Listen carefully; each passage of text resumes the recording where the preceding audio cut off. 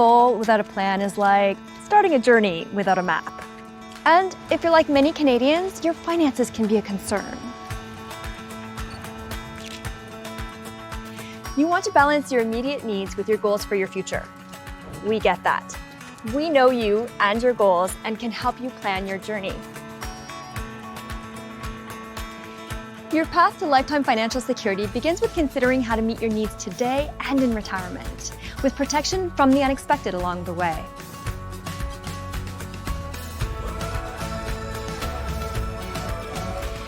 Whatever your goals in life, we can help guide you so you can feel confident about what your future will bring. Let's get you there.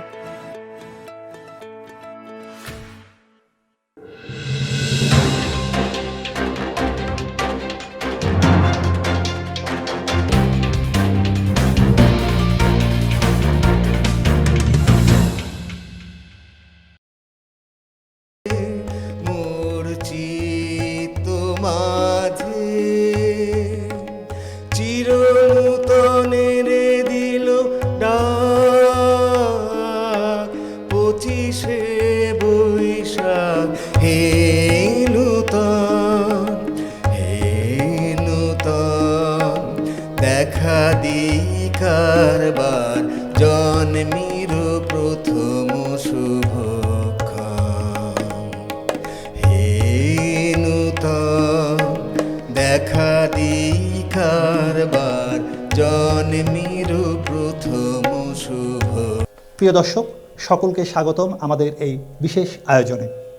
আমরা সবাই জানি 1861 সালে মে বাংলায় 25শে বৈশাখ বাংলার এক অবিস্মরণীয় সন্তানের জন্ম হয়।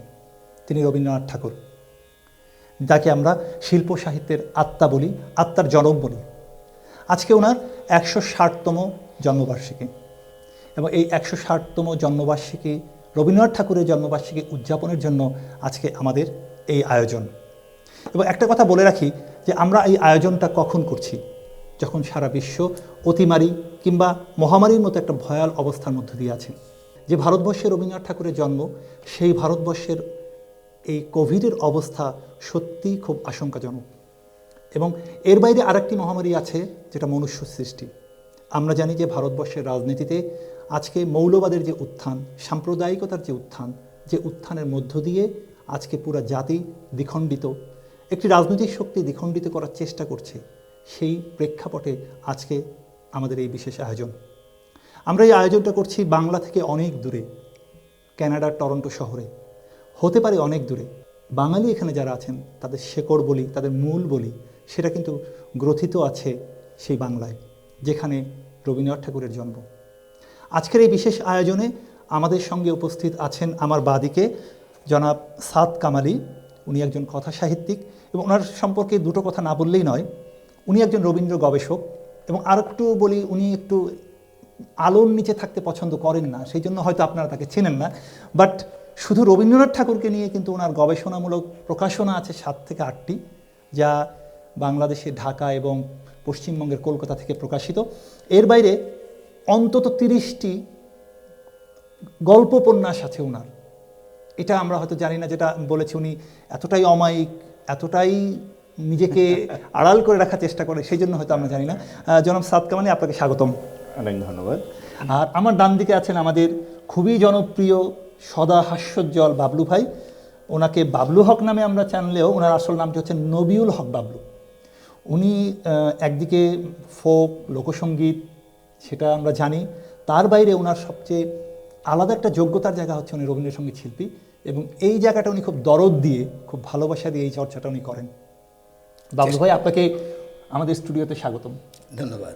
ধন্যবাদ, চেষ্টা করি। সর্বডাইনে আছেন মামুনুর রশিদ। আমি তাকে অন্তত অনেক দিন ধরে চিনি। আমরা আমাদের কলেজ জীবন থেকে তাকে আমি চিনি, দীর্ঘ 25 বছরের বেশি। তাই মামুন 25 বছরের বেশি, হ্যাঁ 25 বছর ধরে ওকে আমি চিনি। এবং ওর একটা গুণ হচ্ছে, ও এখানে তবলা বাজায় কে মামুন, বাঁশি বাজায় কে মামুন, এখন আবার শুনি সে নাকি কিবোর্ডও বাজায়, আবার শুনলাম সেতারও বাজায়, নাকি কি বাজাও তুমি নতুন? শরৎ বাজায়। সো এই যে বাদক শিল্পী, বহু গুণ। এবং আপনারা জানেন না হয়তো, সে কিন্তু একজন ইঞ্জিনিয়ার এবং কম্পিউটার ইঞ্জিনিয়ার, আমি তাকে চিনি সেই জায়গা থেকেও। তার যে মেধা, সেই মেধার সে পরিপূর্ণ বিকাশ বা তার চর্চার জায়গাটা শিল্প সাহিত্যের মধ্যে দিয়েছেন। ফলে আজকে যারা এখানে উপস্থিত আছেন তাদের নিয়ে আমাদের আলোচনা, আমাদের পরিবেশনা নিশ্চয়ই আপনাদের ভালো লাগবে। কথা না বাড়িয়ে চলুন আমরা শুরু করি আমাদের আজকের আয়োজনে। শুরুতেই সাদ ভাই মনে হয় বাবলু ভাই একটা গান দিয়ে শুরু করলে কেমন হয়? আমার মনে হয় সেটাই ভালো হয়। তার আগে মামুন সম্পর্কে আমি একটা কথা বলি। মামুন আপনার 25 বছর পরিচয়, আমাদের সঙ্গে 25 মিনিটের পরিচয়, কিন্তু সত্যি বিশ্বাস করেন মনে হয় আজীবনের বন্ধু। আপনি এত সুন্দর মানে এত অমায়িক আপনার ইয়েটা, প্রেজেন্টেশনটা এবং পরিচিতি হলে নিজেকে যেভাবে, আমি সত্যি মামুন আমি মনেই করি না যে এখন আপনার সঙ্গে পরিচয় হলো, বুঝছেন? এইটা হচ্ছে কি জানেন, এটা হচ্ছে শিল্পপ্রাণ যারা, তাদের ভিতরে একটা আত্মার সম্পর্ক, একটা জৈবিক সম্পর্ক তৈরি হয়। এইটা হচ্ছে সেই অর্গানিক রিলেশনশিপটা সহজেই টাচ করে আর কি। চমৎকার চমৎকার কথা। ওকে বাবলু ভাই, তাহলে আমরা বাবলু ভাই গানে যাই। আমরা আজ রবীন্দ্রনাথের যেহেতু জন্মদিন, বাবলু ভাই আমরা রবীন্দ্রনাথের জন্মদিন আপনার কণ্ঠে সেই গানটা শুনি, যেটা সবসময় শুনতে চাই। অবশ্যই। গানটা লোকে সাধারণত কোরাসে গায়, আজকে আমরা বাবলু ভাইয়ের কণ্ঠে সলোই শুনি। হ্যাঁ, আমি নিজেও কখনো এই গানটা সোলো করিনি।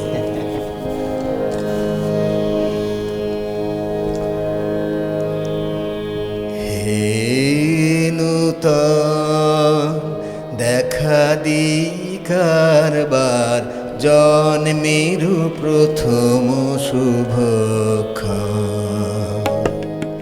হে নূতন দেখা দি কারবার জন্মেরু প্রথম শুভক্ষণ। তোমার প্রকাশ কুহেলিকা করি উদ্ঘাটন সূর্যের মতো।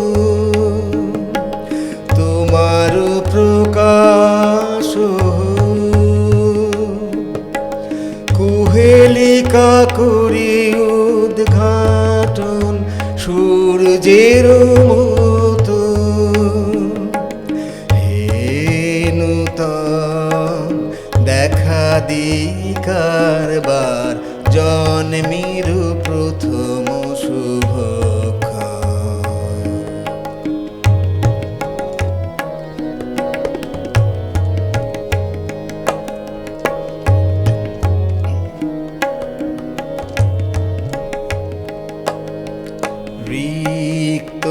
রিক্ততার বক্ষ ভেদি আপনারে করো উন্মোচন।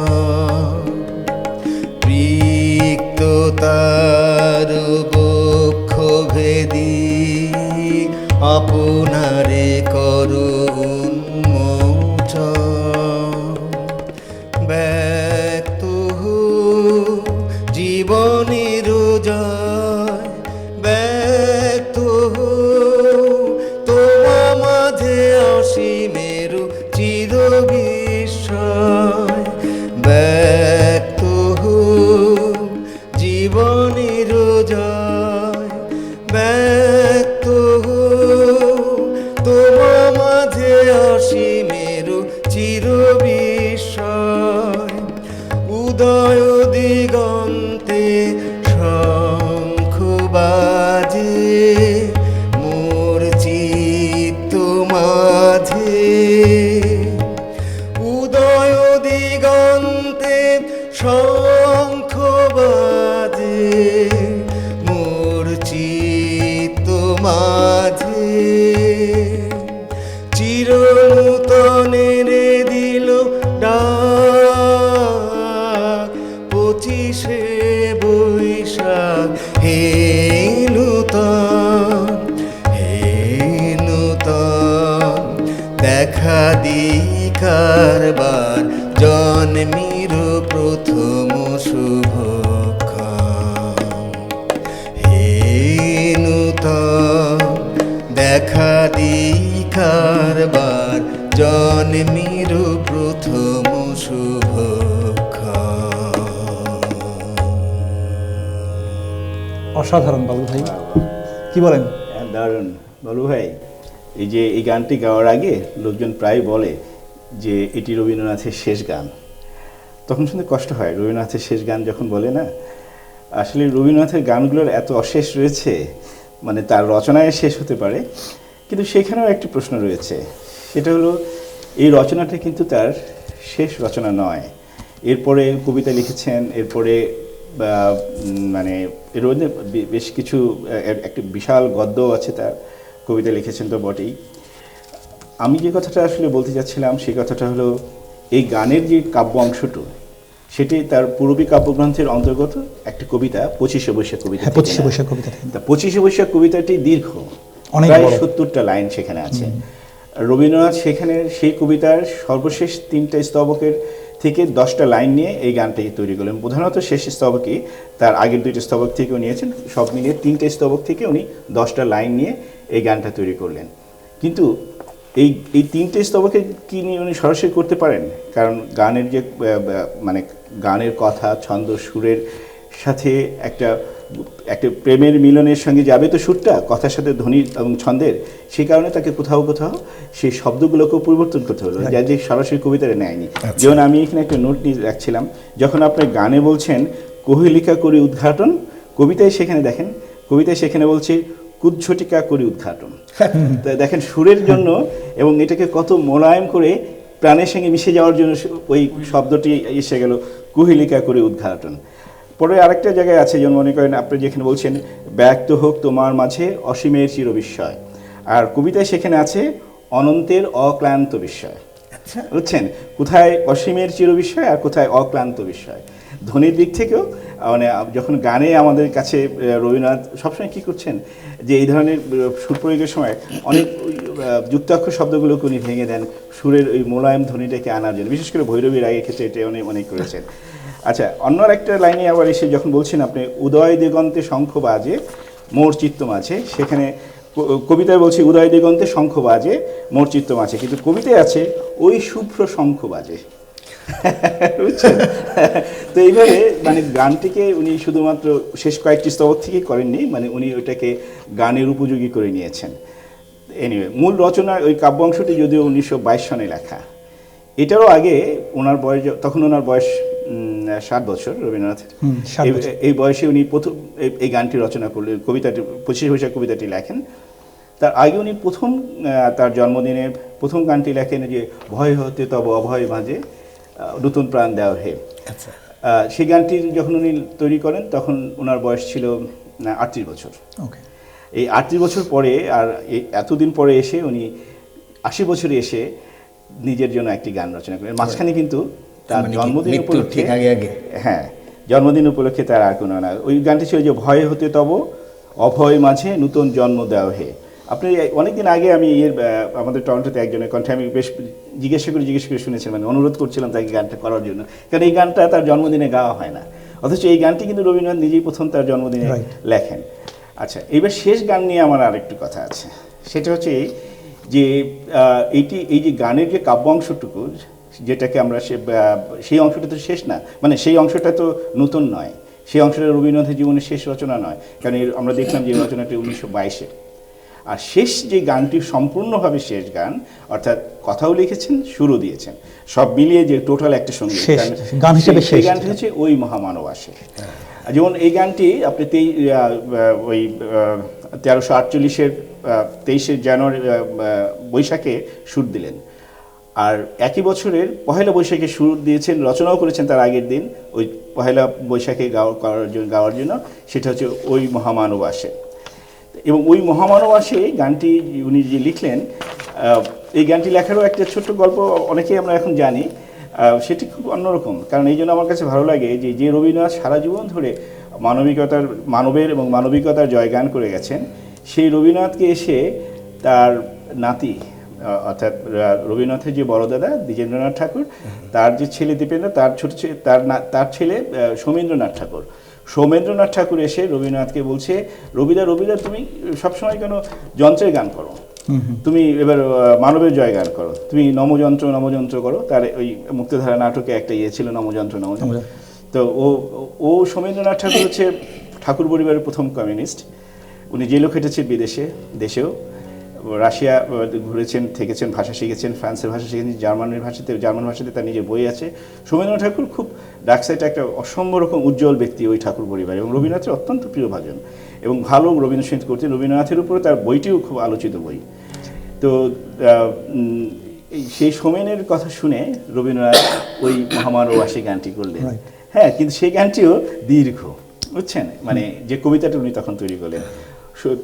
শান্তিদেব ঘোষকে ডাকালেন, বললেন যে এটা পয়লা বৈশাখে হবে, তুমি আগের দিন আর কি, হ্যাঁ এটা সুর তুমি বসো, তোমার গলায় সুর তুলে দিই। তো তখন রবীন্দ্রনাথের বয়স তো 80 বছরের কাছেই, হ্যাঁ, এবং ক্লান্ত শরীর, পুরো ক্লান্ত। সে তখন দেখলেন, শান্তিদেব ঘোষ দেখলেন যে রবীন্দ্রনাথ সত্যিই ক্লান্ত। তো বলে যে গুরুদেব, এই গানটা এত বড় করে গাওয়া যাবে না। রবীন্দ্রনাথই বলে, না না, তুমি কাল সকালে আসো। হ্যাঁ, কাল সকালে আসে দেখে যে গানটি 10 লাইন হয়ে গেছে, এবং অত বড় একটি কবিতা, এত সুন্দর একটি অংশ উনি গানের জন্য তৈরি করলেন, ঠিক একইভাবে 25শে বৈশাখের মতোই। এবং আমার নিজের বিবেচনায় এইটি ওই হে নতুন দেখাতেই কারবার সুরটা সর্বশেষ, আর এইটা সুর এবং কথাটা মিলিয়ে সর্বশেষ, দুটো মিলিয়ে সর্বশেষ। আচ্ছা সাদ ভাই, এখন কি আমরা একটা গানে যাব না অন্য কোনো আলোচনা যাব? গানে শুনি, তারপরে আমরা অন্য আলোচনা যাব। গান কি গান গাইবেন এবার? এখন করি মধুর ধ্বনি বাজে। মধুর মধুর ধ্বনি বাজে, হৃদয় কমল বনমাঝে। মধুর মধুর ধ্বনি বাজে, হৃদয় কমল বনমাঝে। মধুর নিভৃত বাসিনী বীণা পানি, অমৃত মূরতি মতিবাণী। নিভৃত বাসিনী বীণা পানি, অমৃত মূরতি মতিবাণী। হিরণ কিরণ ছবি খানি, পরাণের কোথা সে বিরাজি। হৃদয় কমল বনমাঝে, মধুর মধুর ধ্বনি বাজে, হৃদয় কমল বনমাঝে। মধুর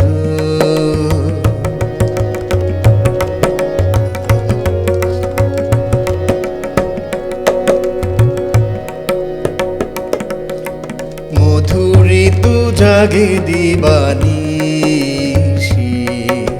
পিকো কুহরিত দিশি দিশি। মধুরিতু জাগে দিবানিশি,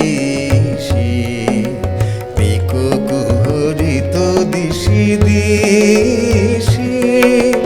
মানুষ মধুপ পদতলে, মুরছি পড়িছে পরিমলে।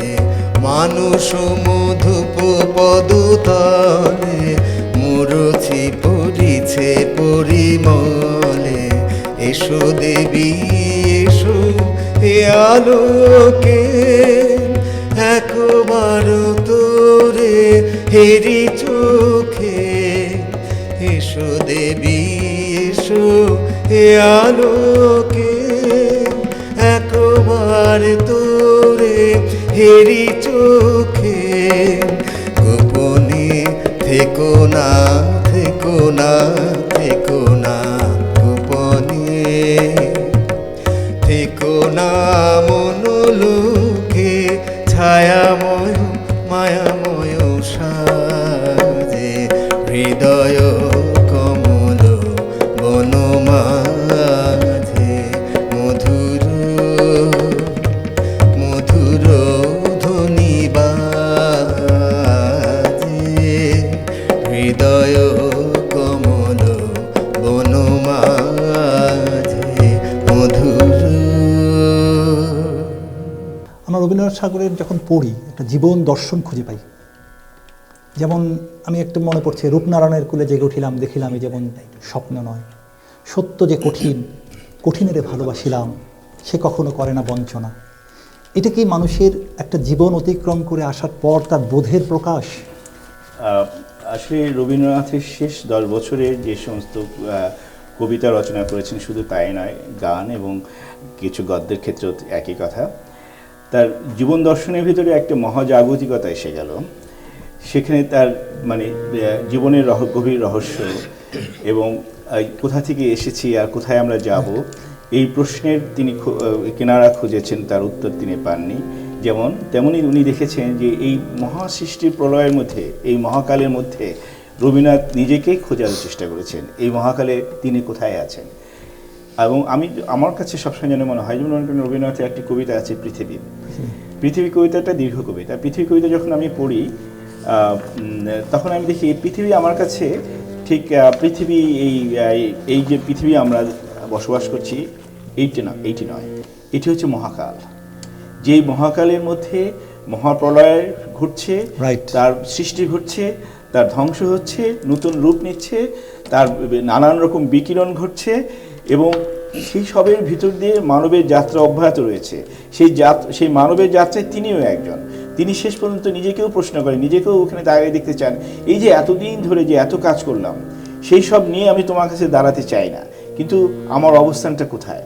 অর্থাৎ রবীন্দ্রনাথ জীবনের শেষ পর্যায়ে এসে, যেমন আমি যে পৃথিবী কবিতা বলে আপনি যে কথাটা বললেন, আপনি যে কবিতাটার কথা উল্লেখ করেছেন রূপনারায়ণের কুলে, সেটি রবীন্দ্রনাথের একেবারে শেষের একটি কবিতার একটি।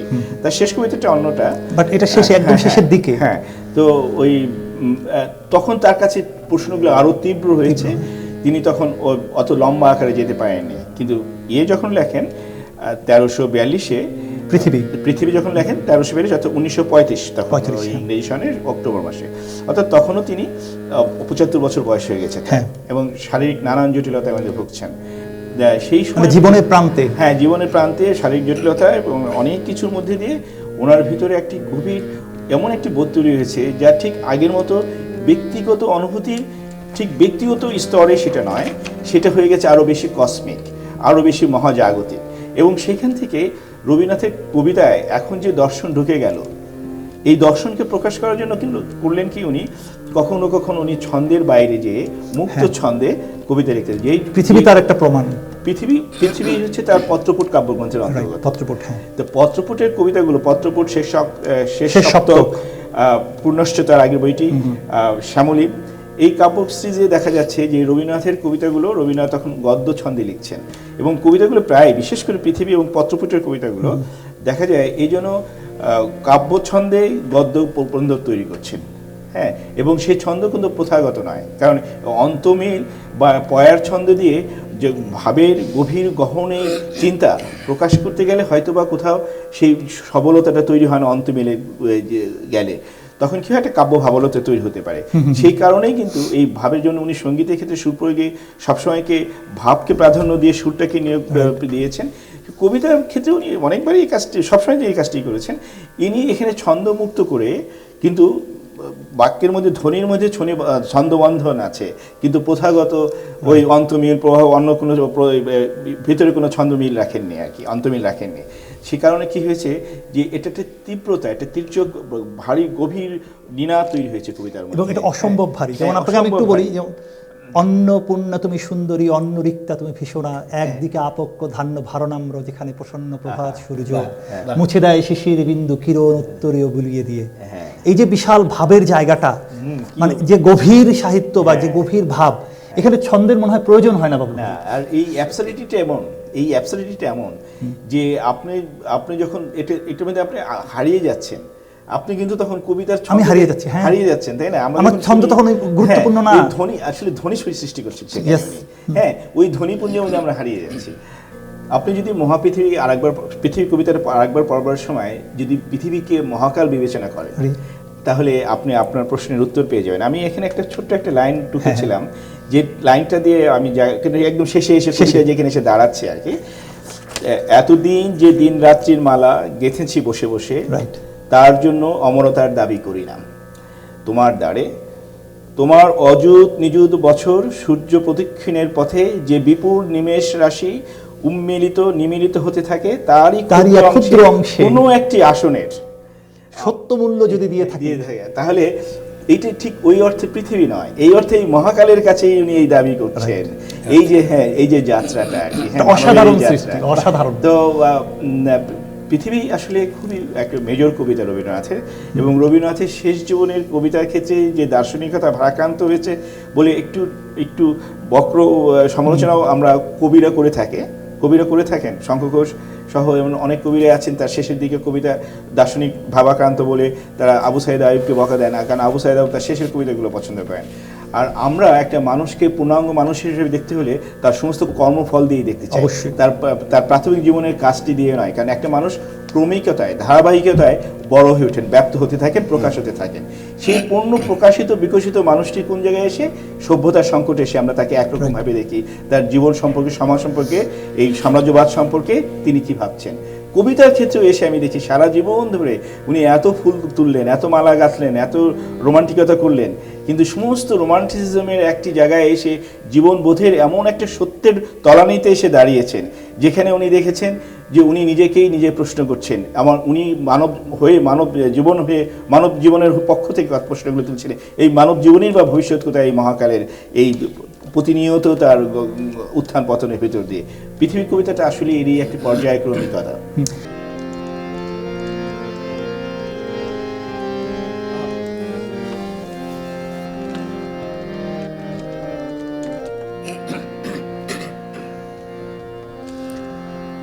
তাই তোমার আনন্দ আমার ঘর, তুমি তাই এসেছো নিতে, আমায় নইলে ত্রিভুবনেশ্বর তোমার প্রেম হতো যে মিছে।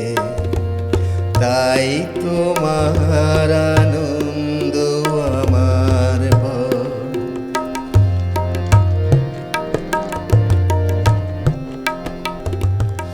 আমায় নিয়ে মিলেছো এই মেলা, আমার হিয়ায় চলছে রসের খেলা।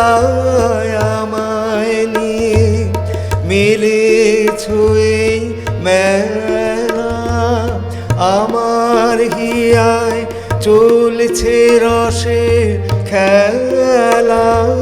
মোর জীবনের বিচিত্র রূপ ধরে তোমার ইচ্ছা তরঙ্গিছে।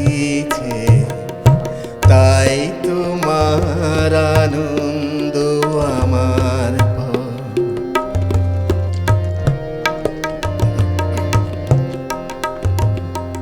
তাই তো তুমি রাজার রাজা হয়ে তবু আমার হৃদয় লাগে। ফিরছো কত মনোহর বেশে প্রভু, নিত্য আছো জাগে। তাই তো তুমি রাজার রাজা হয়ে তবু আমার হৃদয় লাগে। ফিরছো কত মনোহর বেশে প্রভু, নিত্য আছো জাগে। তাই তো প্রভু যেথায় এলো নেমে, তোমারি প্রেম ভক্ত প্রাণের প্রেমে। তাই তো প্রভু যেথায় এলো নেমে, তোমারি প্রেম ভক্ত প্রাণের প্রেমে। মূর্তি তোমার যুগল সম্মিলনে, সেথায় পূর্ণ প্রকাশিছে। তাই তোমার আনন্দ আমার ভর। তুমি তাই এসেছো নিতে, আমায় নইলে ত্রিভুবনেশ্বর তোমার প্রেম হতো যে মিছে।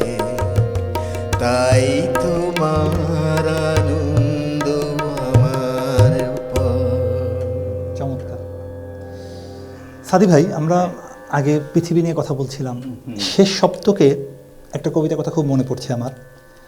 পথিক আমি পথ চলতে চলতে দেখেছি পুরাণে কীর্তিত কত দেশ আজ কীর্তি নিঃস্ব।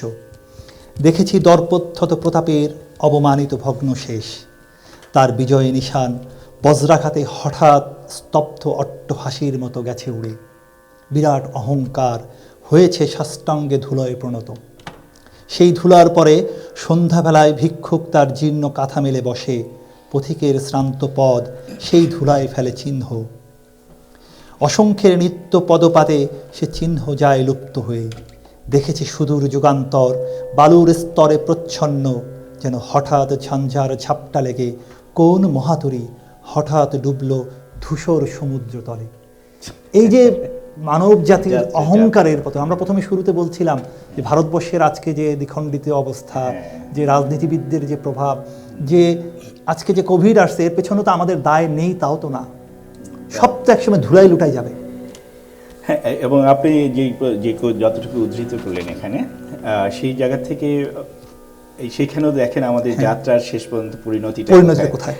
আচ্ছা, আর আপনি সূচনাতে যে কথাটা বলছিলেন আমার কোথাও ভালো লাগছিল এই জন্যই যে ভারতবর্ষ আজকে, ভারতবর্ষ বলতে আমাদের বাংলাদেশ তার মধ্যে অন্তর্ভুক্ত করে আমি বলছি, ওই কলকাতায় রবীন্দ্রনাথের জন্ম পশ্চিমবঙ্গে, এবং ওই পশ্চিমবঙ্গে ভয়াবহ এই কোভিডের মধ্যে একটি নির্বাচন হলো। এই নির্বাচনের এবং 8টা ভাগে নির্বাচনটা হয়েছে, যেটা আনইউজুয়াল, আরও কম হতে পারত। শুধুমাত্র ধর্ম উন্মাদনা, ক্ষমতার লোভ রবীন্দ্রনাথের এই শহরকে আজকে বিখ্যাত করে দিয়েছে। সে কারণেই একটা দল চাচ্ছে ক্ষমতায় আসতে, আর একটা দল নির্বাচনকে তাকে ফেস করতে হচ্ছে। এই দ্বন্দ্বের মধ্যে কলকাতা ছিল এখন ক্ষতবিক্ষত, এবং তার মধ্যে দিয়ে আজকে আমাদের এই রবীন্দ্রনাথের 160তম জন্মবার্ষিকী হাজির হলো। কিন্তু এই কোন ভারতবর্ষ? রবীন্দ্রনাথ যখন 1935-এ 30 দশকের মাঝামাঝি সময়, 1935-এ আদমশুমারি হয়। আদমশুমারির সময় রবীন্দ্রনাথের কাছে একটা প্রশ্ন ছিল, মানে সেই কোশ্চেনারিতে ছিল যে ধর্ম পরিচয়। তো তখন লোকের ভিতরে একটি চাপা তর্ক হতো যে রবীন্দ্রনাথ কী লিখবেন, তার ধর্ম পরিচয়ে উনি কী লিখবেন। তখন রবীন্দ্রনাথ একটি বিবৃতি দিয়ে বলছিলেন যে আমি হিন্দু সমাজে জন্মগ্রহণ করিয়াছি, আমি ব্রাহ্ম সম্প্রদায়ের মানুষ, আমার ধর্ম হিন্দু ধর্ম। কিন্তু সেই হিন্দু ধর্মটা কি? রবীন্দ্রনাথের কাছে যে হিন্দু ধর্ম, সেই হিন্দু ধর্মটার সম্পর্ক নিয়ে বলছেন যে যে আমার ধর্ম বিশ্বজনীনতা, এবং সেটাই হিন্দু ধর্ম। রবীন্দ্রনাথের এই ধর্ম ঈশ্বর কোনো একটি গোত্রের নিজস্ব দায় না। সে কোনো একটি ইভেন সে শেষ পর্যন্ত ব্রাহ্ম সমাজ থেকেও বেরিয়ে এসেছিলেন। নিজেকে শেষ পর্যন্ত ব্রাহ্ম সভা না বলে বলতেন ব্রহ্ম সভা। ওই সভাতে বক্তৃতা দিতে যে 1909 সনে উনি বলছেন আজ থেকে সবার ব্রাহ্ম সভা নয়, মানে ব্রাহ্ম তো একটা সম্প্রদায়। তিনি বলছেন ব্রহ্ম হচ্ছে মহাবিশ্ব। হ্যাঁ, উনি নিজেকে তখন থেকে, সেই 1909 সনের কথাই বলছি, গীতাঞ্জলি লেখা পর্বকালীন সময় এটি, তো নিজেকে একদম মহাজাগতিক অংশ করে নিয়েছেন, যার ফলে যে পর্যায় করে আমরা দেখি রবীন্দ্রনাথ যাত্রাটা ওই দিকেই যাচ্ছে আর কি। হ্যাঁ, তা উনি বলছেন এই ব্যপ্ত চেতনায় বিশ্ববোধ। ওই সময় তিনি একজন হেমন্তবালা দেবীকে চিঠি লেখেন। আমি আপনার কথাটার প্রসঙ্গটিকে বলছি একটু কেটে ছিটে। উনি বলছেন, সেই চিঠিতে এক জায়গায় বলছেন, গভীরভাবে আমি তোমাদের চেয়ে অনেক বেশি ভারতীয়, যথার্থ ভারতবর্ষ মহাভারতবর্ষ। মনুসংহিতা ও রঘুনন্দনের ছাটাকাটা হাড় বের করা সূচিবায়ুগ্রস্ত ভারতবর্ষ নয়, যে দেশ কেবলই বিশ্বের ছোঁয়া বাঁচিয়ে নাক তুলে চলে, সেই রুগ্ন দেশ, সে বাতে পঙ্গু দেশের মানুষ নই। আমি ভারতবর্ষের মানুষ। সেই ভারতবর্ষ স্বাস্থ্যের প্রাবল্য দ্বারাই সূচি শুভ্র। এখন আজকে আমরা কোন ভারতবর্ষে আছি তাহলে আর কি? হ্যাঁ, এবং রবীন্দ্রনাথ এই যে ভিতরে যে তার বিশ্ববোধ, হ্যাঁ, এবং ভারতের মধ্যে নিজেকে তিনি যে ভারতের লোক মনে করেন, তা কোনো রাজনৈতিক ভূগোল সীমানার মধ্যে ভারতবর্ষ নয়।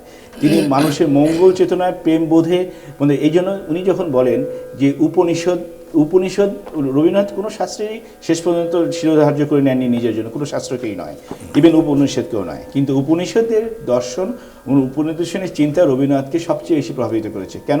উনি বলেছেন যে উপনিষদের যে ঈশ্বর, তিনি আমার ঈশ্বর। এই জন্যই উপনিষদ ঈশ্বরকে বন্ধু বলেছেন। বন্ধুর সাথে সম্পর্ক হচ্ছে প্রেমের।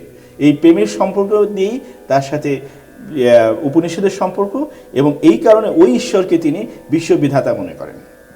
অর্থাৎ তার বিশ্ববিদ্যালয়টা হচ্ছে মানুষের সঙ্গে ঈশ্বরের প্রেমের বন্ধন। যেই মাত্র আপনি গানটি করেছিলেন যে স্বয়ং ঈশ্বর তার ভক্তের কাছে চলে আসছে, কারণ ভক্তের প্রেমে সে সাড়া দিয়ে এসছে, যে আপনি যে গানটি এখন করছিলেন আর কি। তো যদি আপনার ভিতরে সেই প্রেমটা তৈরি হয়, তাহলে সেই ঈশ্বর আপনার কাছে সাথে ভক্তের সাথে ভক্তির একটা সম্পর্ক তৈরি হবে। তখন রবীন্দ্রনাথ জীবনভর চেয়েছেন এই জিনিসটাই করতে, মানুষের ভালোবাসার মধ্যে দিয়ে এই সাম্প্রদায়িক হানাহানি, নানান ধরনের বিশ্বজঙ্গমতা, বিশ্বযুদ্ধের সময় ওনার হৃদয় খুব কেঁদেছে। হ্যাঁ, উনি 1914 সনে প্রথম বিশ্বযুদ্ধ যখন হয়, তাই শান্তিনিকেতনে তিনি একটা বিশাল প্রার্থনা সভার আয়োজন করেছিলেন। তো উনি বলছিলেন যে গোটা ইউরোপ জুড়ে, এটা 1914 সালের আগস্ট মাসে, গোটা ইউরোপ জুড়ে আজকে যে যুদ্ধ শুরু হয়েছে, এই যুদ্ধ শুধুমাত্র হলো এমন একটা হানাহানি যে তারা একজনের শক্তি শুধু দেখাতে চায়, হ্যাঁ, সেতে কত প্রবল, কত অস্তিত্ব, অথচ সে জানে না আর একটা শক্তি সে ক্ষয় করছে, সেটা হলো মানব শক্তি।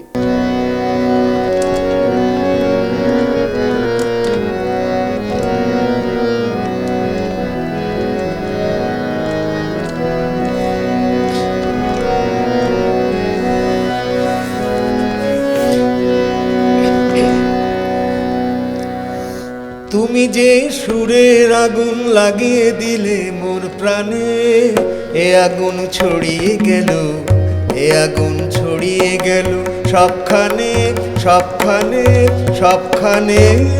তুমি যে সুরের আগুন লাগিয়ে দিলে মোর প্রাণে, এ আগুন ছড়িয়ে গেল, এ আগুন ছড়িয়ে গেল সবখানে, সবখানে, সবখানে।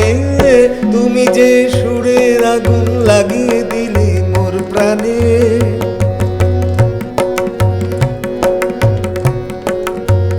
যত সব মরা গাছের ডালে ডালে নাচে আগুন রে, নাচে আগুন তালে তালে, আকাশে হাত তোলে সে কার পানে, কার পানে, কার পানে। তুমি যে সুরের আগুন লাগিয়ে দিলে মোর প্রাণে।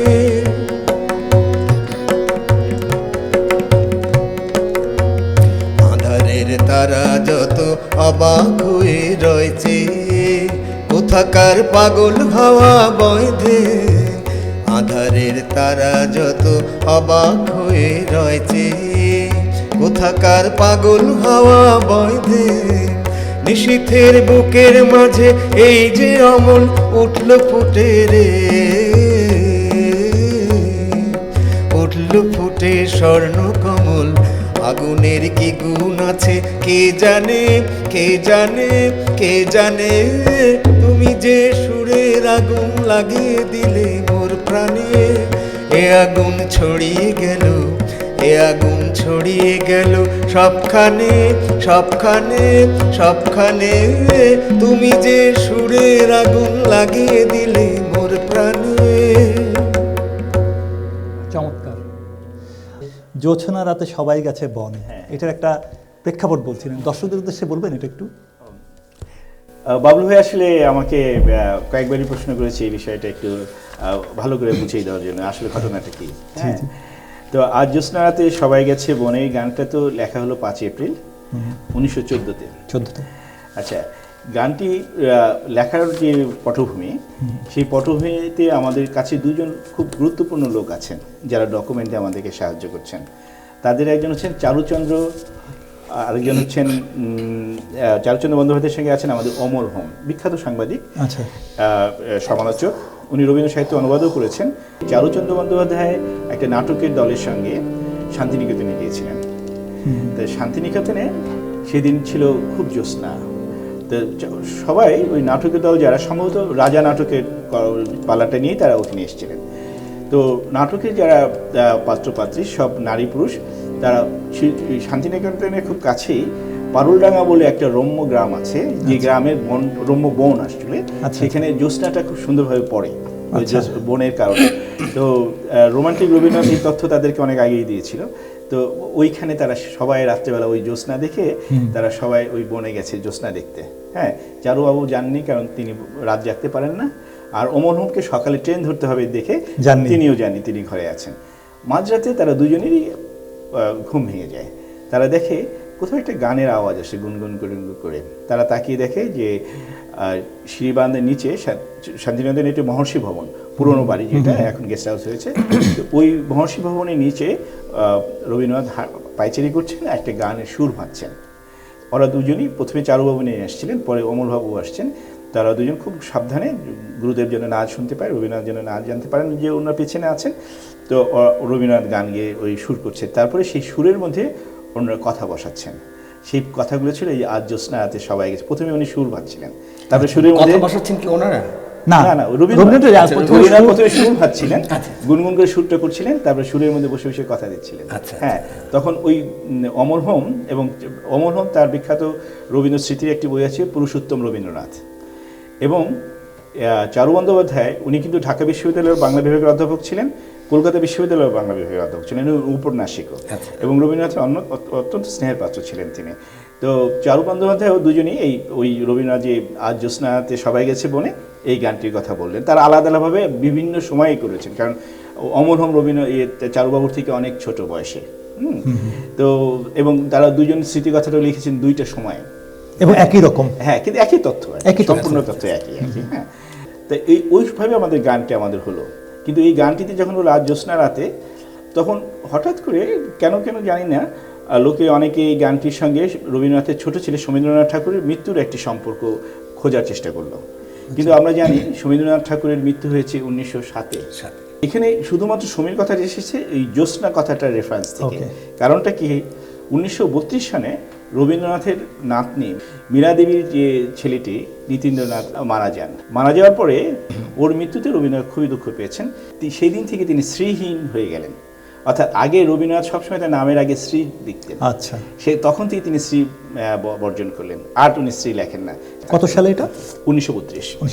মীরা দেবীর কাছে যে চিঠি লিখলেন রবীন্দ্রনাথ, মীরা দেবী তখন মিউনিকে, রবীন্দ্রনাথ লিখলেন যে রাতে সুমি মারা যায়, সুমি আসলে রাতে মারা যায়নি, সুমি মারা গেছিল ভোরে, ওই মঙ্গলে কলেরায় তার বন্ধুর ওখানে যে সেই রাতে, তার পরের দিন রাতে উনি যখন ট্রেনে করে ফিরছিলেন, উনি শিয়ালদহ হয়ে কলকাতা আসবেন, প্রথমে শিয়ালদাতে থেকেছেন, তা কলকাতা আসবেন, সেই রাতেও অনেক জ্যোৎস্না হয়েছিল, বুঝছেন, যে রাতে, এবং বলছেন যে সেই জ্যোৎস্না এমন প্লাবিত ছিল, কোথাও একটু কম পড়েনি কোথাও।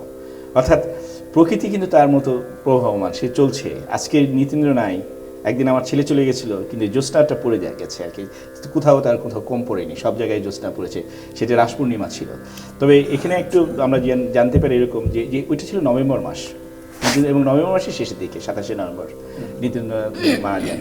তো সেই সময় জ্যোৎস্নাটা কিন্তু, রাতের জ্যোৎস্নাটা কিন্তু অত স্বচ্ছ হয় না, কারণ তখন কুয়াশা ঠান্ডা জড়ানো থাকে একটু। হ্যাঁ, তো ওই আর যখন মারা যান আমাদের সমী, তখন জ্যোৎস্নাটা ছিল, যদি জ্যোৎস্না তখন হয়ে থাকে তখন ছিল প্রবল জ্যোৎস্না, কিন্তু তখন আমরা জ্যোৎস্নার কথা কিছু জানি না।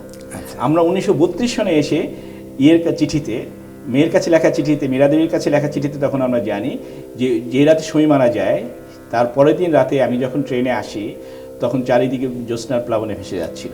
7 বছর আর 1932।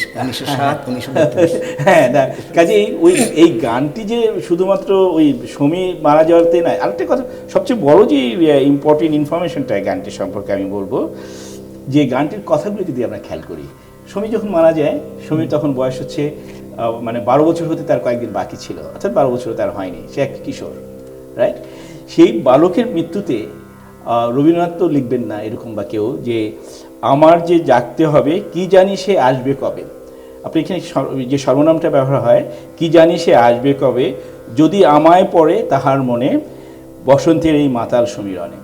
অর্থাৎ এটা ওই বালককে উদ্দেশ্য করে লেখাটা নয়, রবীন্দ্রনাথ অনেককে উদ্দেশ্য করে লিখতে পারে, বালক হচ্ছে এটা একটা হতেও পারে, কিন্তু তার তো ধরেন জীবনের শেষ দিন পর্যন্ত সে তো তার বৌদিকে মিস করেছেন, তার বৌদির সাথে তার যে প্রেম, তার বৌদি যে তার সব সময়ের জন্য সঙ্গী ছিল, সাথী ছিল, সব কিছু ছিল তার বৌদি একটা সময়, তাই না? তার হৃদয় জুড়ে, তার ভালোবাসা জুড়ে, তার সাহিত্য জুড়ে, সব কিছু জুড়ে ছিল তার বৌদি। হ্যাঁ, বৌঠান, নতুন বৌঠান, নানান নাম আছে তার, তাই না? তো আমার কাছে মনে হয়, আমি একজন সাধারণ পাঠক হিসাবে আমার কাছে মনে হয় গানটা যখন এই জায়গাটায় আসি, আমায় যে জাগতে হবে, কি জানি সে আসবে কবে, যদি আমায় পড়ে তাহার মনে, হ্যাঁ, এটা ওই ছেলেটার কথা মনে হয় না, তখন আমার কাছে যেন মনে হয় অন্য কিছু, হ্যাঁ, অন্য কিছু, এবং সেটা ঈশ্বর হতে পারে, হ্যাঁ, সেটা ঈশ্বর হতে পারে না আর কি। তো সেই কারণে আসলে কি কবিতা বা শিল্প সাহিত্যে আমরা কখনোই কোনো কিছুকে একটি নির্দিষ্ট দাগা দিয়ে দিতে পারি না। তবে পরিপ্রেক্ষিত অনুযায়ী কাল বিবেচনা করে এটা অবশ্যই আমরা বলতে পারি যে আর সমী মারা যাওয়ার পরে প্রথম যে গানটি লেখে সেইটি হচ্ছে তার মর্মবেদনার জায়গাটা থেকে লেখা। সে দীর্ঘদিন ওই সময় প্রায় 20 দিন উনি কিছু লেখেনি নেই, এদিকে মাঘ উৎসব এসে যাচ্ছে। উনি সমীর মৃত্যুতে উনি অসম্ভব রকম কষ্ট পেয়েছিলেন। তার সমীন্দ্রনাথ ঠাকুর ছিল এমন যে লোকে তাকে বলতো সমী ঠাকুর, রবীন্দ্রনাথের সাথে মিলিয়ে। আর সমীও নকল করতো বাবাকে, বাবার মতো করে লিখতে বসতো, বাবার মতো করে চশমা চোখে দিত, বাবার ভঙ্গি করতো। হ্যাঁ, এই জন্য লোকে ওকে সমী ঠাকুর বলতো, রবি ঠাকুরের সাথে মিল রেখে। তাই সমীর মৃত্যুতে উনি খুব মেধাবীও ছিল, খুব মহাভারত মুখস্থ তার। সে ম্যাকবেথ থেকে সে ডায়লগ বলছে অনর্গল। হ্যাঁ, খুব মেধাবী ছিল সে তখন। বিশ্বজনীন নাটক পুরোটা তার মুখস্থ। আচ্ছা, হ্যাঁ, সমীন্দ্রনাথ ঠাকুর। তো তার মৃত্যুর স্বাভাবিকভাবে রবীন্দ্রনাথ খুবই কষ্ট পেয়েছেন। উনি লিটারেলি তখন মানুষের সামনেও কেঁদেছেন আর কি, সমী মারা যাওয়ার পরে। এবং ওই সমী মারা যাওয়ার পরে কয়েকদিন লিখতে পারেননি, অনেক দিনই লেখেননি। সমী মারা যায় 7ই অগ্রহায়ণ। এবং এই অগ্রহায়ণ, 7ই অগ্রহায়ণ তারিখটা ইন্টারেস্টিং। এই 7ই অগ্রহায়ণের 4 বছর আগে ওর মা মারা যায়, 5 বছর আগে, মানে 1902। সমীর মা 1902 সালে। হ্যাঁ, 1902 সালে সমীর মাও মারা যায়। এই বাংলা সনে ওইটা ছিল 7ই অগ্রহায়ণ। আর 7ই অগ্রহায়ণের সে সমী মারা যায়। আর কিছুক্ষণ আগে আমি নীতিন্দ্রের কথা বললাম না, নীতিন্দ্র সেনের জন্ম তারিখটা, মৃত্যু তারিখটা ভয়াবহ। ওর মৃত্যু তারিখটা হচ্ছে 8ই আগস্ট এবং ওর মৃত্যু তারিখটা হচ্ছে 8ই আগস্ট এবং 22শে শ্রাবণ। বুঝছেন, রবীন্দ্রনাথ তারিখ বাংলা তারিখ মিলিয়েও, বুঝছেন, ওই শ্রাবণ এবং আগস্ট দুইটি একই জায়গায়, একই তারিখ। নীতিন্দ্রনাথের মৃত্যু তারিখ আর রবীন্দ্রনাথের মৃত্যু তারিখ একই। সমীন্দ্রনাথ ঠাকুরের মৃত্যু তারিখ এবং ওর মার মৃণালিনী দেবীর মৃত্যু তারিখ একই। বুঝছেন কেমন কোথায় একটা কোইন্সিডেন্স ঘটে গেছে আর কি। রবীন্দ্রনাথ ঠাকুর মারা গেছেন অগাস্ট মাসে, হ্যাঁ, কাজী নজরুল ইসলাম মারা গেছেন অগাস্ট মাসে। কাজী নজরুল ইসলাম কিন্তু তার ওই বয়সে কিশোর পুত্র হারা হয়েছিল, রবীন্দ্রনাথ ঠাকুরও হয়েছিল। এই যে কোইন্সিডেন্সগুলো মানুষের মনে হয় একটা বোধের জায়গা তৈরি করে, বিশেষ করে ওনাদের মতো মানুষের, যার থেকে উপকৃত হই আমরা। আমি একটু যোগ করি আপনার সঙ্গে। এই যে নজরুলের যে ছেলেটি বুলবুল মারা যায় তখন 4 বছর হয়নি, সেই তখনই বুলবুল নজরুল ইসলাম তার ওস্তাদদের সঙ্গে বসে, তখন ইয়েতে গান রেকর্ড হচ্ছে, নজরুল ইসলামের এই প্রথম এলপি হচ্ছে, ওস্তাদের সঙ্গে বসে উনি রাগগুলো শিখছেন, মানে প্র্যাকটিস করছেন। তো সেই সময় বুলবুল সামনে বসে বুলবুলও বাবার মতো করে গাইতো এবং নজরুল ইসলাম তার কণ্ঠ রাগ তুলে দিতেন আর কি, বুঝছেন। তো সমীর মতোই আর কি ব্যাপার, সমীর ওরকম মেধাবী ছিলেন। প্রমোদে ঢালিয়া দিনু তবু প্রাণ কেন কাঁদে রে, প্রমোদে ঢালিয়া দিনু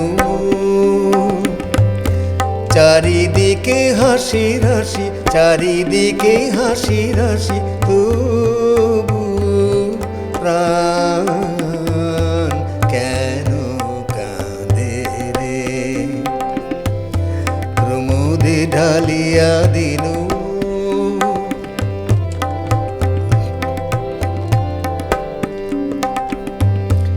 আন সখী বিনয়ন প্রাণ খুলে কর গান, আন সখী বিনয়ন প্রাণ খুলে কর গান, নাচ সবে মিলে ঘিরি ঘিরি ঘিরি, তবু প্রাণ কেন কাঁদে রে,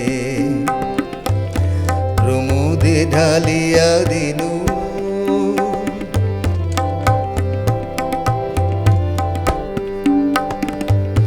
বিনা তবে রেখে দে গান আর গাস নে, বিনা তবে রেখে দে গান আর গাস নে, কেমনি যাবে বেদনা, কেমনি যাবে বেদনা, কাননে কাটাই রাতে তুলি ফুল মালা গাঁথি, কাননে কাটাই রাতে তুলি ফুল মালা গাঁথি, জোছনা কেমন ফুটেছে, জোছনা কেমন ফুটেছে, তবু প্রাণ কেন কাঁদে রে, ঢালিয়া দিনু চারিদিকে হাসি রাশি, চারিদিকে হাসি রাশি, তবু প্রাণ কেন কাঁদে রে? প্রমোদে ঢালিয়া দিনু।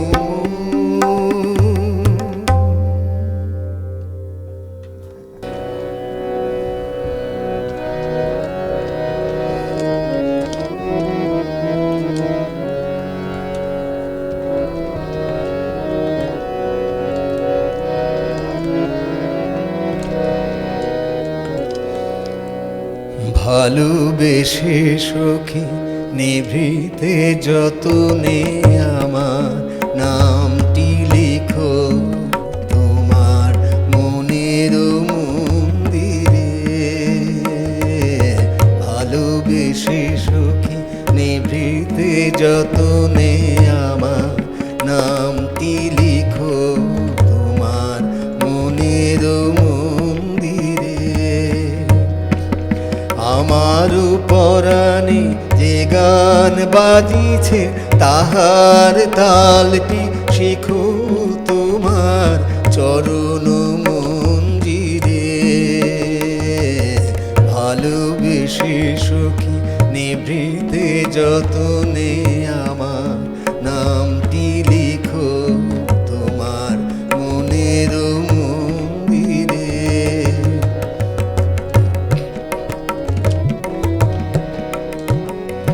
ধরিয়া রাখিও সোহাগে আদরে আমার মুখর পাখি তোমার প্রাসাদ প্রাঙ্গণে।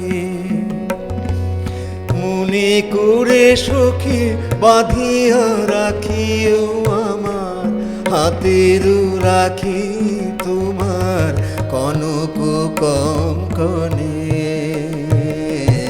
ভালোবেসে সখী নিভৃতে যতনে আমার নামটি লিখো তোমার মনের মন্দিরে।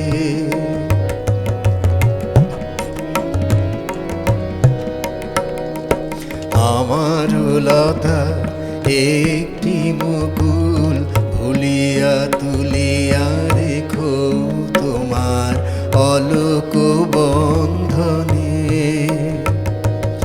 আমার শরণ শুভ সিন্দুরে একটি বিন্দু একো তোমার ললাট চন্দনে। আমার মনের মোহের মাধুরী মাখিয়া রাখিয়া দিও তোমার অঙ্গ সৌরভে। আমার আকুল জীবন মরণ জুটিয়া লুটিয়া নিও তোমার অতুল গৌরবে। ভালোবেসে সখী নিভৃতে যতনে আমার নামটি লিখো তোমার মনের মন্দিরে।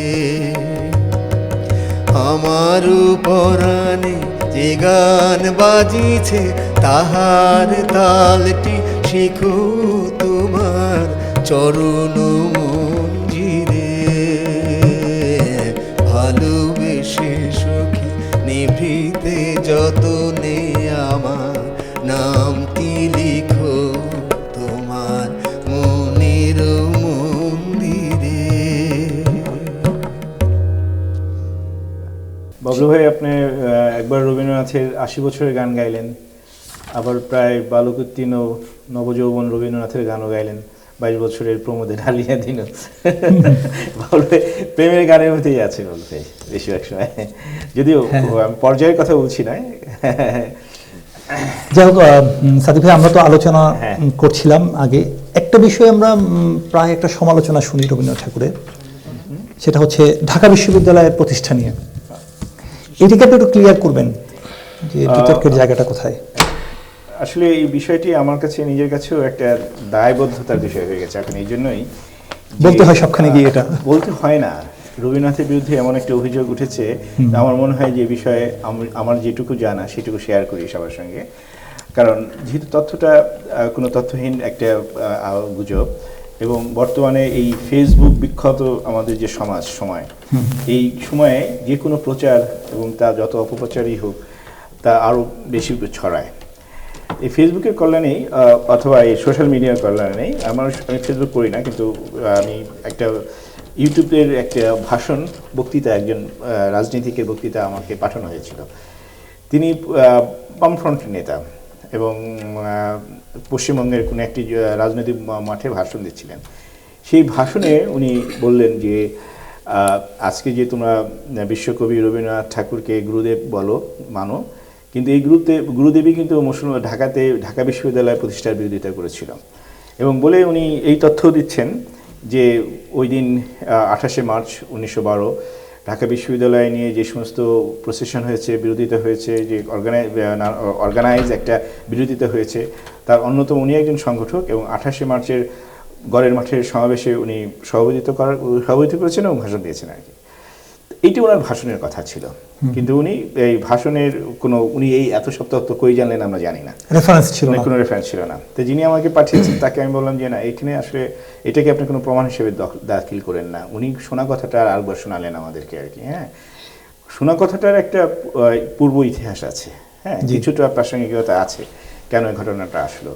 যেমন আমরা যে একটু সামান্য, আমাদের সময় কম, সেভাবে আমরা বেশি দূর না যেয়ে বিস্তৃত না করে শুধু উল্লেখ করব যে 1905-এ বঙ্গভঙ্গের সময় পশ্চিমবঙ্গের অথবা বাংলারই হোক না কেন, বঙ্গের বাঙালি শিক্ষিত হিন্দু সমাজ বিশেষ করে এবং রাজনীতিকরা এই বঙ্গভঙ্গকে ভালোভাবে মেনে নেয়নি। বঙ্গভঙ্গের তারা বিরোধিতা করেছেন এবং স্বয়ং রবীন্দ্রনাথ বঙ্গভঙ্গের বিরোধিতা করে সক্রিয় হয়েছিলেন সেই সময়, এবং স্বদেশ পর্বের গানগুলো সেই সময় জানি। রাখি সঙ্গীত এই শব্দগুলোও তারই, এই শব্দবন্ধটিও তার। তো যাই হোক, তো সেই সময় তার সাথে কিছু রাজনীতিকের ঘনিষ্ঠতা তৈরি হয়, বিকজ একটা প্ল্যাটফর্ম থেকে একই বিষয় নিয়ে রাজনৈতিক বিষয় নিয়ে আন্দোলনের মধ্যে ছিলেন। রবীন্দ্রনাথ অবশ্য বেশি দিন থাকেননি, ওই 1 বছর থাকেননি আর কি, উনি সরে যান। তো বঙ্গভঙ্গ হয়ে যায়। বঙ্গভঙ্গ হয়ে যাওয়ার পর ভারতের, আপনারা জানেন যে ভারতে একটা কলোনি যখন হয় ব্রিটিশের সাম্রাজ্যবাদের অধীনে, তখন ভারতের সমস্ত সম্প্রদায়ের মধ্যে বাঙালি হিন্দু, এটা ঐতিহাসিকের কথা, নীতিন সেনগুপ্ত জানিয়েছেন যে বাঙালি হিন্দুরা ব্রিটিশের কাছ থেকে সবচেয়ে বেশি সুযোগ সুবিধা নিয়েছে। তারা তাদের চাকরি, শিক্ষা, আমি ভালো দিক থেকেই বলছি আর কি, তারা এই সুযোগটাকে ব্যবহার করেছে। হ্যাঁ, ব্রিটিশের কাছ থেকে সব ভালো দিকগুলো। সেটা কি একটা কারণ হতে পারে? না, ব্রিটিশরা তো মানে রাজত্ব দখলই করলো মুসলমানদের কাছ থেকে। হ্যাঁ, সেটা একটা কারণ, কিন্তু ভারতদের কাছে যে জিনিসটা তখন ছিল, একটা অপরচুনিটিও তারা দেখেছে, ইংরেজি শিক্ষা। কারণ আপনারা দেখবেন যে ঐতিহাসিকভাবে তারা পড়াশোনায় মুসলমানদের থেকে আগানো ছিল। তো 1905-এ বঙ্গভঙ্গের সময় বাঙালি হিন্দুরা এই জিনিসটাকে ভালোভাবে নেয়নি আর আন্দোলন প্রতিবাদ করেছে, এবং এই প্রতিবাদ তাদের লাগাতার চলতে থাকে। হ্যাঁ, সেই পর্যায়ের মাত্র 6 বছর পরে 1911-তে এসে লর্ড কার্জন 1905-এর 12ই কত তারিখ ছিল এটা, 12ই জুলাই, ইয়েতে 19 জুলাইতে আপনার করে এই কার্যকর করে বঙ্গভঙ্গ করেন। সৃষ্টি করেন। আর লর্ড চার্লস হার্ডিন্স বঙ্গভঙ্গ রদ করেন এসে 11-তে। হ্যাঁ, 11-তে করেন, এটা 12ই ডিসেম্বর। আচ্ছা, তখন আবার বাঙালি মুসলমানরা খুব ডিসঅ্যাপয়েন্টেড হয়, কারণ বঙ্গভঙ্গের মধ্যে দিয়ে বাঙালি মুসলমানরা একটা সুযোগ দেখেছিল তাদের জন্য। তারা এতদিন যে অপ্রেস্ট হয়েছিল, বঙ্গভঙ্গ হওয়ার মধ্যে দিয়ে মুসলমানদের হাতে অনেকটা জায়গায় তারা নেতৃত্ব দিতে পারে, এরকম একটা পরিসর তাদের তৈরি হয়েছিল। হ্যাঁ, কারণ তারা তো পশ্চাৎপদ একটা সময় বা মানুষ। হ্যাঁ, এবং ওই যে কথাটা শুরুতেই বললাম যে ভারতের যে সবচেয়ে বেশি সুবিধা নিয়েছে ব্রিটিশদের কাছে বাঙালি হিন্দু, অন্য সব সম্প্রদায়ের মধ্যে একইভাবে সবচেয়ে বেশি অবহেলিত হয়েছে বাঙালি মুসলমান সমাজ। হ্যাঁ, এবং এই ইন্দিরা গান্ধী একটা কমিশন বসিয়েছিলেন, সেখানেও ভারতের জাতি কে কোথায় কীরকম আছে সেটার উপর একটা রিসার্চ, সেখানেও দেখানো হয়েছে। এটা লেট 80s এবং আর্লি 90s রিপোর্টটা প্রকাশ হয়। সেখানে দেখা যায় যে আদিবাসীদের তুলনায়ও মুসলমানরা পিছিয়ে আছে। এনিওয়ে, এটা একটা জায়গা যে মুসলমানদের হাতে সুযোগটা তৈরি হয়েছিল বঙ্গভঙ্গের মাধ্যমে। বঙ্গভঙ্গ রদ হওয়ার পরে 1911-তে এসে যখন রদ হলো ডিসেম্বরে, তখন মুসলমানরা আবার ডিসঅ্যাপয়েন্টেড হলো। তখন তখন ওই লর্ড চার্লস হার্ডিন্স আবার ঠিক তার পরের মাসেই জানুয়ারি মাসের 21 তারিখে 1912 সনে ঢাকাতে আসলেন। ঢাকাতে এসে ওখানকার নেতাদের সাথে স্বাভাবিকভাবে সমস্ত ডেলিগেটস আসলো লর্ডসের সঙ্গে। তিনি তখন ভাইসরয়ও বটেন, ওনার সঙ্গে দেখা করতে আসলো ভাইসরয়ের সঙ্গে। তখন ওই ডেলিগেটদের কাছে ওই লর্ড হার্ডিন্স প্রমিস করলো যে যেহেতু তাদের বঙ্গভঙ্গের মধ্যে দিয়ে তাদেরকে কষ্ট আনন্দ দেওয়া হয়েছিল, আবার বঙ্গের মধ্যে দিয়ে রদ করার মধ্যে দিয়ে তাদেরকে কষ্ট দেওয়া হয়েছে, একটা কম্পেনসেট করার জন্য সে প্রস্তাব দিল ঢাকা বিশ্ববিদ্যালয় তৈরি করা। যখন তিনি ঢাকা বিশ্ববিদ্যালয়ের কথা ঢাকায় বসে বলেন, তখন পূর্ববঙ্গে মাত্র 9টি কলেজ ছিল। হ্যাঁ, এবং উচ্চশিক্ষার হার যারা তখন কলেজ পাশ করে উচ্চশিক্ষা নিতে যেত তাদের সবাইকেই যেতে হতো কলকাতায়। হ্যাঁ, ভারতের অন্য কোনো জায়গায় অন্য কোনো ইউনিভার্সিটিতে, কারণ বাংলাদেশের কলেজের শিক্ষা আয়তন ছিল না। তো তখন তারা এটা করলো। যেই ঢাকা বিশ্ববিদ্যালয়ের প্রস্তাবনাটা আসলো, সেই মাসেই পশ্চিমবঙ্গ থেকে একটা বিপুল রকমের প্রতিক্রিয়া তৈরি হলো। এই জন্যই যে সেই প্রতিক্রিয়ায় মুখ্যত ছিলেন ডক্টর স্যার রাসবিহারী, না উনি ছিলেন। আমি প্রথমে রাসবিহারী ঘোষ প্রথমে পরের মাসেই যখন উনি ফিরে আসলেন, হার্ডিন্স সাহেব বাংলাদেশ থেকে ঢাকা ফিরে আসলেন ফেব্রুয়ারিতে, ওই ফেব্রুয়ারিতেই উনি তার কাছে একটা মেমোরান্ডাম নিয়ে হাজির হলেন ঢাকা বিশ্ববিদ্যালয় প্রতিষ্ঠার বিপক্ষে একটা মেমোরান্ডাম, যেখানে তার বক্তব্যটা ছিল যে ঢাকা বিশ্ববিদ্যালয়ের প্রতিষ্ঠার মধ্যে দিয়ে ইংরেজির যে শিক্ষা বাজেট যেটা আছে, সেই বাজেটটা এমনটাই ভাগ হয়ে যাবে যাতে কলকাতা বিশ্ববিদ্যালয় সহ এই যে এত বড় শিক্ষা আয়তন, তার বাঙালিদের এই শিক্ষার প্রসারটা তখন সংকুচিত হয়ে যাবে। উনি অনেক রকম আপত্তি করে ইয়ে করলেন, ওই মেমোরান্ডাম দিলেন ওখানে। এবং সেই সময় তার সাথে বিপিনচন্দ্র পাল, সুরেন্দ্রনাথ ব্যানার্জি, এরকম অনেক রাজনীতিকরাও ওই রাসবিহারী ঘোষের ছিল। কিন্তু সবচেয়ে বেশি তখন একটি ভূমিকা রাখেন, সেটা হলো বিশ্ববিদ্যালয় থেকে, বিশ্ববিদ্যালয় তখন ভাইস চ্যান্সেলর প্রফুল্ল আশুতোষ চৌধুরী, স্যার আশুতোষ চৌধুরী, যদিও তিনি তখন স্যার হননি, আশুতোষ চৌধুরী। তা আশুতোষ চৌধুরী তখন আপনার উপাচার্য, এবং উনি নিজে আবার দেখা করতে যান ভাইসরয়ের কাছে, এবং মেমোরান্ডাম বেশ কয়েকবার মেমোরান্ডাম জমা দেওয়া হয়। তখন ভাইসরয় তাকে নানান রকমভাবে বোঝানোর চেষ্টা করে যে বিশ্ববিদ্যালয়ের ওইখানে প্রয়োজনীয়তাটা কী, এবং এতে কলকাতা বিশ্ববিদ্যালয় কোনো ক্ষতিগ্রস্ত হবে না বলে উনি কলকাতা ভাইসরয় আশুতোষ চৌধুরীকে নিরাশ করলেন না। উনি তাকে তার ইউনিভার্সিটিতে, কলকাতা ইউনিভার্সিটির 4টা অধ্যাপকের পদ বাড়িয়ে দিলেন, বুঝছেন। তো এই ঘটনার মধ্যে আন্দোলনটা কিন্তু চললো। তখন পুরো পশ্চিমবঙ্গে আপনার 11টার মতো বিশাল র্যালি হয়েছে গোটা পশ্চিমবঙ্গে। হ্যাঁ, এবং এই ঢাকা বিশ্ববিদ্যালয় প্রতিষ্ঠার বিরুদ্ধে। তাই এই প্রতিষ্ঠার বিরোধিতা, এই জায়গাটায় আমরা দুইটা জিনিস টানতে পারি। একটা জিনিস হচ্ছে এটা কি সম্পূর্ণ সাম্প্রদায়িক, যে মুসলমানদের শিক্ষা অগ্রগতির বাধা দেওয়ার জন্য এই আন্দোলন, অথবা কলকাতা বিশ্ববিদ্যালয় অথবা আমাদের শিক্ষা ব্যবস্থা ক্ষতিগ্রস্ত হবে যেহেতু বাজেট সংকলনের ব্যাপার আছে, সেই কারণে এই জিনিসটা হচ্ছে। তো এই দুটো জিনিসই সত্য। কিছু কিছু ছিলেনই তখন যারা মুসলমানের এই অগ্রগতির কেই পছন্দ করতেন, তাদের পিছনেই দাবিয়ে রাখতে চাইতেন। আবার কিছু বিরাট অংশ লাইক স্যার আশুতোষ চৌধুরী, আসলে তিনি কলকাতা ইউনিভার্সিটি অন্তঃপ্রাণ। তিনি চেয়েছেন বিশ্ববিদ্যালয়, ঢাকা বিশ্ববিদ্যালয়ের মাধ্যমে যদি বিশ্ববিদ্যালয়ের বাজেট কর্তন হয়, সেক্ষেত্রে শিক্ষার এত বড় বিশাল উচ্চশিক্ষা একটি প্রতিষ্ঠান সেটা ক্ষতিগ্রস্ত হবে। হ্যাঁ, সেই দিক থেকে তাদের বাধা দেওয়ার জায়গাটা আর কি। তো আমি এই দুটোকেই একটা জায়গায় একটা সত্য হিসেবে দেখতে চাই আর কি। হ্যাঁ, আচ্ছা, এই অবস্থায় আপনার হলো কিন্তু ভাইসরয় ওরা কিন্তু ভারতীয় এই এলিট হিন্দুদের প্রস্তাবে কিন্তু রাজি হলো না যে ঢাকা বিশ্ববিদ্যালয় বন্ধ হবে।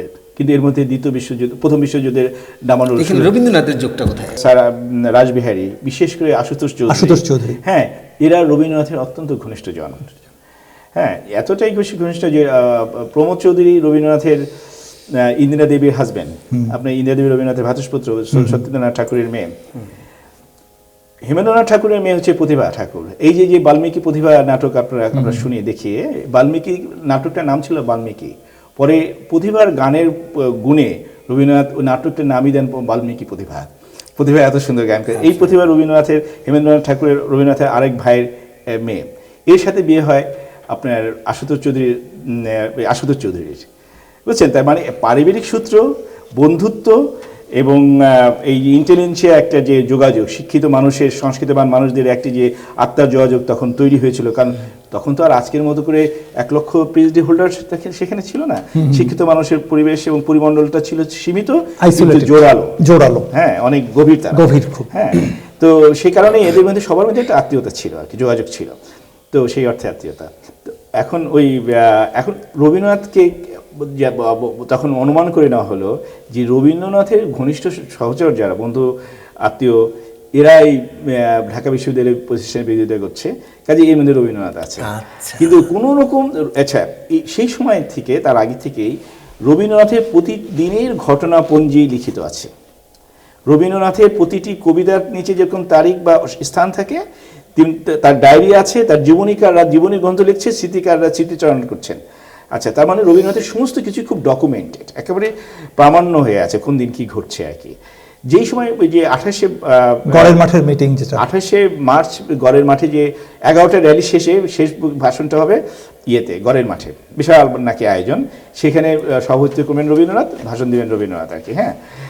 তো সেই যে কথাটা বললো, অথচ এই কথার অনেক দিন আগে থেকে চিঠিপত্র, দলিল পত্র সব জায়গায় আছে রবীন্দ্রনাথ লন্ডনে যাওয়ার জন্য, বিদেশে যাওয়ার জন্য, লন্ডন, প্যারিস, অন্যান্য যাওয়ার জন্য তৈরি হচ্ছেন।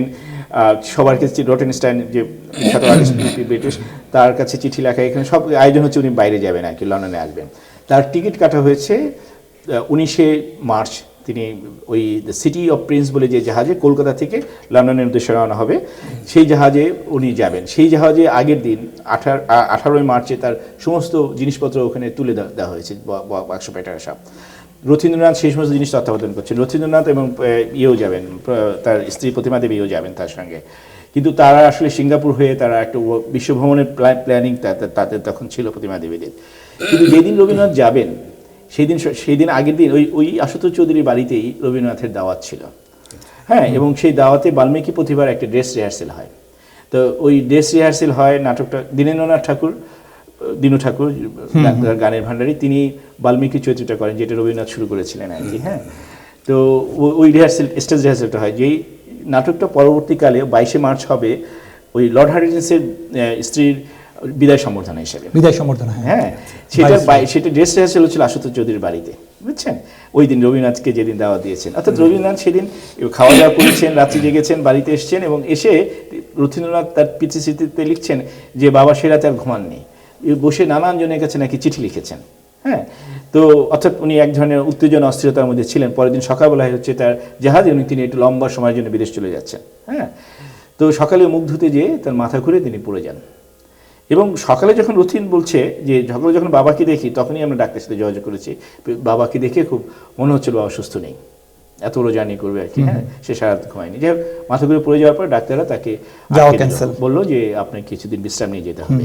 তো রবীন্দ্রনাথ কলকাতাতে বাসায় 2-3 দিন থেকে 24শে মার্চ শিলাইদহ চলে যান, সঙ্গে প্রতিমা দেবী যান, যান। এবং সেই কথাটা তাদের পারিবারিক যে ক্যাশ বই, ঠাকুর বাড়িতে রক্ষিত থাকে যে ক্যাশ বই, যেখানে সমস্ত ওরা বলে যে সরকারি অফিস, হ্যাঁ, সেই সরকারি অফিসে যে ক্যাশ বই রাখা আছে, সেখানে সব লেখা আছে যে শ্রী রবীন্দ্রনাথ বাবু মহাশয় ও রথীন্দ্রনাথ বাবু মহাশয় এরা যে শিলাইদহ গেলেন, তাদের খরচ হয়েছে 45 টাকা, ভাউচার নাম্বার সহ ওখানে লেখা আছে, বুঝছেন। অর্থাৎ কত ডকুমেন্টেড আর কি। সেইখানে যে ওই দিনই যেদিন গেছেন, সেই দিনই শিলাইদহ থেকে ইনি কাদম্বিনী দেবীর কাছে চিঠি লিখেছেন জগদানন্দ রায়, যিনি তার গৃহশিক্ষক তার বাচ্চাদের, হ্যাঁ, তার কাছে চিঠি লিখেছেন। তিনি তার সঙ্গে ডক্টর মৈত্র, দ্বিজেন্দ্রনাথ মৈত্র ছিলেন, তিনিও লন্ডনে যাচ্ছিলেন আর কি, তার সঙ্গে তার যোগাযোগ হয়েছে। এবং ইংরাজি একসঙ্গে যাচ্ছেন, সেটা কয়েকদিন আগে থেকে ঠিক করা হয়ে আছে। কাজেই রবীন্দ্রনাথের 28শে মার্চে ভাষণ দেওয়া আর এই র্যালি সমাবেশে, এর সাথে রবীন্দ্রনাথের কোনো যোগাযোগের চিহ্ন খুঁজে পাওয়া যাচ্ছে না। ইভেন শুধু তাই নয়, ঠিক একইটা সময়ে রবীন্দ্রনাথ আপনার ওই 1911 শেষ দিকে এবং 1912-তে এপ্রিল পর্যন্ত এসে চেষ্টা করছিলেন আশ্রমে মুসলমান ছাত্র ভর্তি করানোর জন্য, হ্যাঁ। এবং তখন ট্রাস্টি ছিলেন দীপেন্দ্রনাথ ঠাকুর, দীপেন্দ্রনাথ ঠাকুর আপত্তি, এবং আর অন্যান্য শিক্ষকদের কিছু আপত্তি, কিছু গার্জিয়ানদেরও, যেই সব ছাত্ররা আছে তারা তো সবাই একটু উচ্চ বর্ণের, তো তাদের বাবারা মুসলমান ছাত্র তারা নিতে জানে, তারা একসাথে মিশবে খাবে। রবীন্দ্রনাথ বলছেন যে তাদের ওই মুসলমান ছেলেটির সঙ্গে একটি চাকর থাকবে এবং তার খাওয়া দাওয়ার সব আলাদা ব্যবস্থা হবে, কিন্তু যেই সমস্ত ছেলেদের ওর সাথে বসে খেতে অনাগ্রহ নেই, যারা মিশতে চায় তারা থাকবে, যারা থাকতে চায় না সে আলাদা করবে, এবং ওর জন্য একটা আলাদা ঘর করা হয়েছে।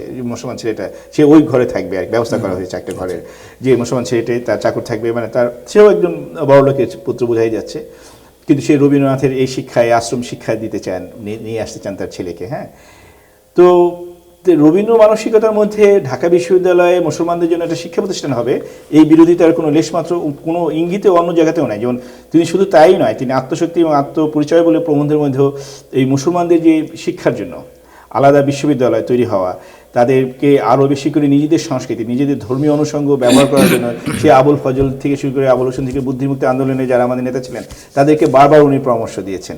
কাজে আমি যে কথাটা বলতে চাচ্ছি, যে রবীন্দ্রনাথ ঢাকা বিশ্ববিদ্যালয়ের বিরোধিতার যে কথাগুলো লোকে এইভাবে ছড়িয়েছে, তার কোনো ধরনেরই তথ্য কেউ দিতে পারেনি এখন পর্যন্ত। আর যেটা সঠিক তথ্য, যেটা তার জীবনীকাররা রেখেছেন, ঐতিহাসিকরা রেখেছেন, তার মধ্যে দেখা যাচ্ছে এখানে কোথাও রবীন্দ্রনাথের ওই অর্থে কোনো সংশ্লিষ্টতা নেই। কিছু মাত্র, যেমন আমি আরও একটু উদাহরণ দিচ্ছি আপনাকে, ঢাকা বিশ্ববিদ্যালয়ের ইতিহাস ৮০ বছর ইতিহাস নিয়ে প্রফেসর রফিকুল ইসলাম একটা দীর্ঘ গবেষণা গ্রন্থ বই করেছেন, তার মধ্যে এই রকম কূটতর্কের কোনো জায়গাই নেই। আপনার এখন রবীন্দ্র বিশ্ববিদ্যালয়ের প্রধান হয়ে আছেন আমাদের বিশ্বজিৎ ঘোষ। হ্যাঁ, তিনি ঢাকা বিশ্ববিদ্যালয়ের ইতিহাস নিয়ে লিখেছেন, সেখানে এই সমস্ত কোনো কথা নেই। সৈয়দ আবুল মকসুদ বিশেষ করে আমাদের উচ্চশিক্ষার অবস্থা এবং ঢাকা বিশ্ববিদ্যালয় নিয়ে দীর্ঘ গবেষণা আছে, সেখানে এই প্রসঙ্গটি নেই।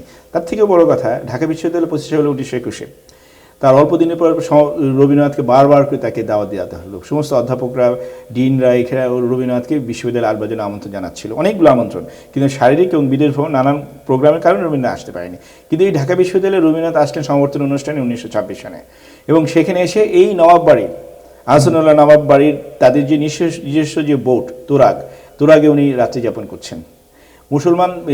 মুসলিম ছাত্র মুসলিম হলে এবং মুসলিম ছাত্র সমাবেশ, ইউনিভার্সিটি ডাকসু যেটা এখন আমরা বলি, সে ছাত্র ইউনিয়ন, ছাত্র ফ্রন্ট আর কি, মানে ওটা কী বলে, ছাত্রদের একটা সংগঠন, এবং জগন্নাথ কলেজ, মহিলা হোস্টেল, বিভিন্ন জায়গায় রবীন্দ্রনাথের সম্বর্ধনা হচ্ছে।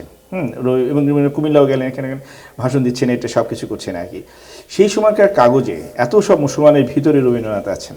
হ্যাঁ, সেই সময়ের কোনো কাগজে কোনো একজন আলোচক, হ্যাঁ তখন তো কিন্তু সব ধরনের লোকরাই ছিল, তমুদ্দিন মজলিসটা তখনও ছিল, তাদের আরেকটা পরিচয় তখনও তারা ছিল, তাই না? কারণ কোথাও নাই। অথচ দেখেন, যেহেতু ঢাকা বিশ্ববিদ্যালয়ের বিরোধিতার ক্ষেত্রে শুধুমাত্র কয়েকজন প্রমিনেন্ট হিন্দু ব্যক্তিত্বের নাম আসছে, হ্যাঁ ঘটনাচক্রে তার মধ্যে রবীন্দ্রনাথের নামও জড়িয়ে গেছে, হ্যাঁ যেটা আমরা প্রমাণ করছি যে তিনি ছিলেন না। এখন এইটা আবার যারা এরকম অনেক আমাদের এই ফেসবুক কল্যাণে, সোশ্যাল মিডিয়ার কল্যাণে অনেক কুলাঙ্গার কুলোটা রায় সৈয়দরা আছে, যারা বলতে চায় যে তখন মুসলমানরাও, পশ্চিমবঙ্গের মুসলমান, বিহারের মুসলমান, ইভেন কি পূর্ববঙ্গের মুসলমানরাও ঢাকা বিশ্ববিদ্যালয়ের বিরোধিতা করেছেন। এটাও বলে অনেকে, বলার চেষ্টা করে, কিন্তু কথা হচ্ছে যে সেই সময় না পশ্চিমবঙ্গের না পূর্ববঙ্গের কোনো মুসলমানই কোনো অ্যাক্টিভলি কোথাও একটি ছোট বিবৃতি দিয়েও এই কথা বলেনি। বাংলাদেশে তো এমনি শিক্ষার হার এত কম, কয়টা লোক ইন্টারমিডিয়েট পাস করে, মাত্র 9টা কলেজ। আমাদের এখন বিশ্ববিদ্যালয় করতে গেলে বাজেটের সংকলন হবে, তার থেকে বরং আমাদের সাধারণ শিক্ষার মানটা বাড়ানোর জন্য এখানে আরও টাকা দেওয়া হোক বিশ্ববিদ্যালয় তৈরি না করে, এই ধরনের একটা যুক্তি তারা তো কখনো কোথাও একটি লিখিতভাবে দেয়নি। কিন্তু আমি ওই কুলাঙ্গারদের রচনায় আমি পড়ছি যে তখন কিছু মুসলমানরাও বিরোধিতা করেছে, অর্থাৎ যেহেতু হিন্দুদের বলা হচ্ছে এই জন্য। এটা একটা সাধারণ মানে দৃষ্টিভঙ্গি আমি বলবো, এই জন্য যে তোমার এই কথা বলা দরকার নেই যদি তোমার কাছে কোনো প্রমাণ না থাকে, কোনো একটি ডকুমেন্ট যদি তুমি না দিতে পারো। আননেসেসারি একটি কমিউনিটিকে তুলে ধরে কথা বলার কোনো কারণ ছিল না আর কি। হ্যাঁ, এরকম লেখাও এই রবীন্দ্র এই আলোচনার মধ্যে আছে, অর্থাৎ শুধুমাত্র মুসলমানরা নেই, বাঙালি হিন্দুও এই কাজটা করেছে। হ্যাঁ, তো যাই হোক, আমাদের যে কথাটা আমি এই পর্যন্ত এস্টাবলিশ করার চেষ্টা করলাম যে সমস্ত রকম দলিল দস্তাবেজের মধ্যে দিয়ে কোনো জায়গায় দেখা যাচ্ছে না যে রবীন্দ্রনাথ 28শে মার্চ বলেন আর ঢাকা বিশ্ববিদ্যালয়ের বিরোধিতা করার যে পর্যায়ক্রমিক আন্দোলন এবং একটা পর্যায় হয়নি, ওই যখন ভারতের পশ্চিমবঙ্গে বাঙালি হিন্দুদের এই প্রতিবাদের সময় ব্রিটিশ সরকার তখন একটা কাজ করেছিলেন, একটা কমিশন গঠন করেছিলেন জিনিসটাকে ঢাকায় পাঠিয়ে যাচাই করার জন্য যে ঢাকা বিশ্ববিদ্যালয় প্রতিষ্ঠা হলে ঢাকার কী হবে এবং পশ্চিমবঙ্গের ঘটনাটা কী ঘটবে। তাদের রিপোর্টের ভিত্তিতে বিশ্ববিদ্যালয় যখন প্রতিষ্ঠা হবে তখন প্রথম বিশ্বযুদ্ধ, যে কারণে যে প্রস্তাবটা আসলো 1912 সনে, সেই প্রস্তাবটা বাস্তবায়ন হতে হতে আমাদের 1920-21 চলে গেল, হ্যাঁ, বিকজ অফ প্রথম বিশ্বযুদ্ধ শেষ হয়ে যাওয়ার পরে এই ঢাকা বিশ্ববিদ্যালয় প্রতিষ্ঠা করে। একটু যোগ করি, যেমন বিষয়টা হচ্ছে কি, সাধারণ মানুষ তো এত ডিপলি চিন্তা করে না। সাধারণ মানুষ কিছু যোগসূত্র তৈরি করে, যেমন আমরা যে এলিট হিন্দুরা এটা বিরোধিতা করেছিলেন, রবীন্দ্রনাথ ঠাকুরের সঙ্গে তাদের একটা ঘনিষ্ঠ যোগাযোগ, এই যোগসূত্রের ভিত্তিতে সাধারণ মানুষ সাধারণ কথা বলে। এবং দুঃখজনক হচ্ছে কি, মানে সোশ্যাল মিডিয়া বলে এই সাধারণ মানে তথ্য নির্ভরহীন বক্তব্যগুলো কিন্তু দ্রুত ছড়ায়। আচ্ছা, এখানে সাধারণ মানুষকে দোষ দেওয়া যাবে না, কিন্তু অসাধারণরা কিছু অসাধারণ অন্যায় কাজ করেছেন। যেমন দেখেন, সাধারণ মানুষের অসাধারণদের কাছ থেকে তো মেনলি কথাগুলো শুনে এবং তাদের মতামত সেভাবে তৈরি হয়, মিডিয়া ম্যানুফ্যাকচার। তো এখানে major general M A Matin বলে যে ভদ্রলোকটি আছেন, হ্যাঁ, উনি বীর প্রতীক মুক্তিযোদ্ধা ছিলেন। তার একটা বই আছে, হ্যাঁ, আমাদের স্বাধীনতা সংগ্রামের ধারাবাহিকতা ও প্রাসঙ্গিক কিছু গদ্য, এরকম একটি বই আছে। সেই বইতে উনি একদম দাগিয়ে দিলেন যে রবীন্দ্রনাথ ঢাকা বিশ্ববিদ্যালয়ের বিরোধিতা করেছেন, এবং ওনার বইটা যদি দুর্ভাগ্যক্রমে আমাকে পড়তে হয়েছে, সেই বইটার মধ্যে আসলে বইটা এমনিতেই বাতিল হয়ে যায়, কারণ বইটার মধ্যে একটা কমিউনাল দৃষ্টিভঙ্গি আছে চূড়ান্ত রকমের। কিন্তু আমার কাছে খারাপ লাগে, এই লোকটা মুক্তিযোদ্ধা ছিল। যদিও আমি জানি আমাদের পাকিস্তানের ট্রেনিংপ্রাপ্ত আর্মিদের তারা অনেকেই মুক্তিযুদ্ধে গেলেও তাদের সবার ভিতরে বাঙালি জাতীয়তাবাদ চেতনাটা একইভাবে, যারা লুঙ্গি পরে মুক্তিযুদ্ধে গিয়েছিল, যে সংস্কৃতি কর্মীরা যে ছাত্র মুক্তিযুদ্ধে গিয়েছিল তাদের মতো নয়, এটা হবে না, এটা আলাদা। কারণ তাদের ভাষা, তাদের ট্রেনিং, তাদের সমস্ত কিছু ছিল পাকিস্তানি ঘরানার, এবং ওই ট্রেনিং এর সময় তাদের শত্রু ছিল হলো ভারত, পাকিস্তানের শত্রু, কারণ তারা পাকিস্তানি সৈনিক, পাকিস্তানে তারা ট্রেনিং নিয়েছে, রাইট? তো সে কারণে হয়েছে কি, ওদের ভিতরে কোনো না কোনোভাবে, সবার ভিতরে অবশ্যই নয়, হ্যাঁ, অনেকের ভিতরেই আপনার এই বীজটা রয়ে গেছিল। কারণ এই মেজর জেনারেল এম এ মতিনের লেখার মধ্যে আমি দেখি যে পরিমাণ মানে হিন্দু বিদ্বেষ, এইটা একজন মুক্তিযোদ্ধা হিসেবে আশা করি না, যিনি আবার বীর প্রতীক। এই এম এ মতিন তার ওই বইটাতে উল্লেখ করেন যে রবীন্দ্রনাথ ঢাকা বিশ্ববিদ্যালয়ের বিরোধিতা করেছিলেন, 28 মার্চ ভাষণ দিয়েছেন, এবং তখন তাকে চ্যালেঞ্জ করে কালীয় কলম, আমাদের বাংলাদেশে যে কালীয় কলম, তখন উনি ছিলেন কালীয় কলমে, কালীয় কলমের যে উপদেষ্টাদের একজন, উনি চ্যালেঞ্জ করলেন মতিনকে, চ্যালেঞ্জ করলেন রফিকুল ইসলামকে, চ্যালেঞ্জ করলেন অনেককে, যে তুমি কোনো তথ্য দাও, তুমি যে এত একটা বই লিখে। এবং এই মতিন এমনি সাধারণ লোক ছিল না, কারণ সে আবার ফখরুদ্দিন আহমেদের যে তত্ত্বাবধায়ক সরকার, তার একজন উপদেষ্টা ছিলেন। হ্যাঁ, তো এই লোকটা যখন ওরকম একটা বই লেখে, তার যখন মিডিয়া কাভারেজ পায়, এবং তার মধ্যে যখন এই অসত্য ভাষণ থাকে, তখন সাধারণ লোকের কোনো দোষ থাকে না। বঙ্গভঙ্গ আন্দোলন যখন রদ করার আন্দোলনটা হয়, তখন এলিট হিন্দু শ্রেণী যেভাবে এই রদের বিপক্ষে যুদ্ধ করেছিলেন, 1947 সালে যখন বাংলা দুই ভাগ হয়ে দুটো রাষ্ট্র হয়ে যায়, তখন কিন্তু তারা নীরব ছিলেন। এবং কেন তারা নীরব ছিলেন, সেই প্রশ্নের উত্তর খুঁজতে গেলে কিন্তু আরও অনেক কিছু বের হয়। 28 মার্চেই রবীন্দ্রনাথ একটি গান লেখেন, কবিতা লেখেন আর কি, যেটা গীতিমাল্যতে স্থান পায়। গানটি ছিল স্থির নয়নে তাকিয়ে আছি, কবিতা, গান নয়, মানে গীত কবিতা বলতে পারি। মনের মধ্যে, কারণ আমি এই কথা এই অল্প একটু উদ্ধৃতি দিচ্ছি এই জন্যই যে তার ওই সময়ের মানসিক অবস্থাটা, ওনার বিদেশ যাওয়াটা পরিকল্পনা ছিল অনেক দিনের। শারীরিক অসুস্থতায় উনি বলছেন মানসিক পরিশ্রম আর তিনি করতে পারছেন না, ডাক্তাররা করতে দিচ্ছেন না, তাকে লাইট কিছু করতে হবে। তারপরেও সে অনেকদিন পরে আবার কবিতা লিখতে শুরু করলেন। সেই কথা উনি চিঠিতে লিখছেন, লিখে একটা কবিতা লিখছেন, তারপরে ধারাবাহিক কবিতা লিখে গেছেন। তিনি লিখলেন, স্থির নয়নে তাকিয়ে আছি, মনের মধ্যে অনেক দূরে, ঘোরাফেরা যাই যে ঘুরে, গভীর ধারা জলের ধারে, আধার করা বনের পাড়ে, সন্ধ্যা মেঘে সোনার চূড়া, উঠেছে ওই বিজনপুরে, মনের মাঝে অনেক দূরে। উনি এই যে তার যে একটা আলোড়ন ছিল, হ্যাঁ, সেই জায়গা থেকে উনি একটা এই বিজনপুরে এসে এমন একটা জায়গায় রইলেন। এই কবিতাটা কিন্তু তিনি প্রথম লিখলেন 28 মার্চে, নিচে শিলাইদহ লেখাও রয়েছে। তাই কাজেই ওই ধরনের কমিউনাল লোকজনরা যারা এই কথাটা ছড়াচ্ছে যে রবীন্দ্রনাথ 28 মার্চে উনি ছিলেন না, এটা একেবারে তথ্য প্রমাণ। 24 মার্চে তো চলেই আসছেন উনি শিলাইদহ ছিলেন, উনি কলকাতা ছিলেন না। 25 মার্চ 26 মার্চ শিলাইদহ থেকে চিঠি লিখছেন, সেই সব পোস্টেড সহ আছে।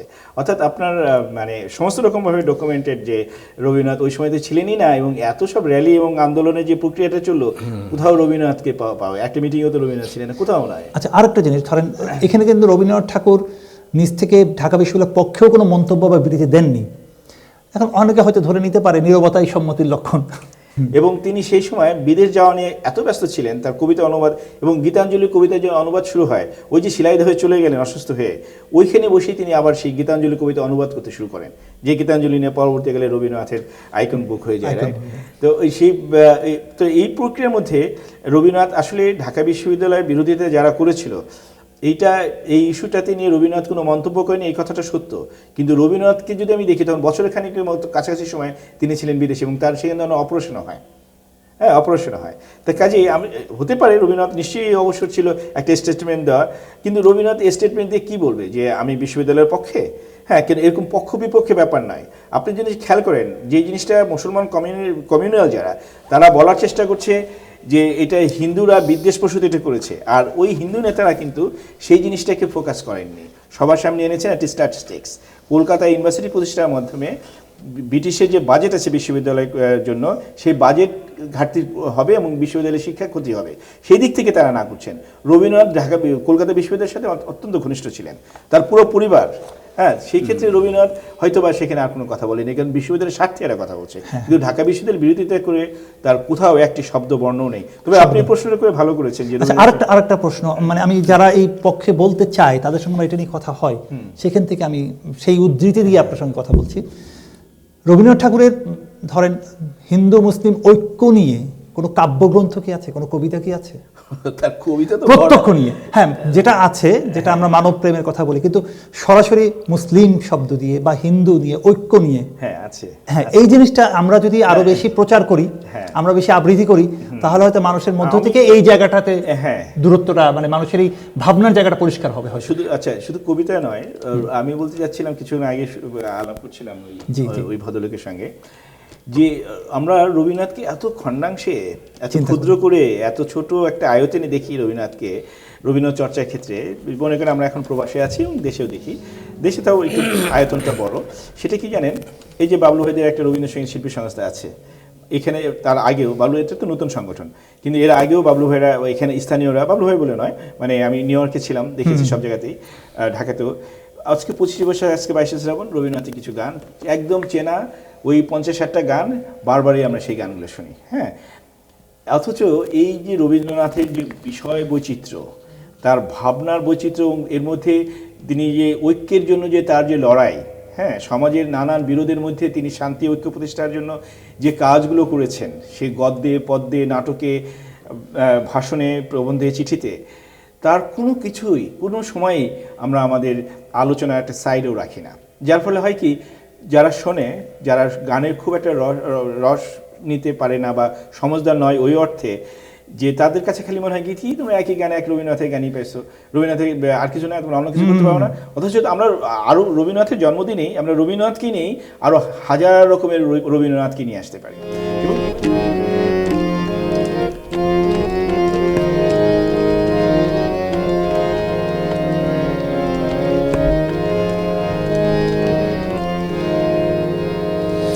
গানের ঝর্ণা তলায় তুমি সাঝের বেলায় এলে, ঝর্ণা তলায় দাও দাও দাও আমারে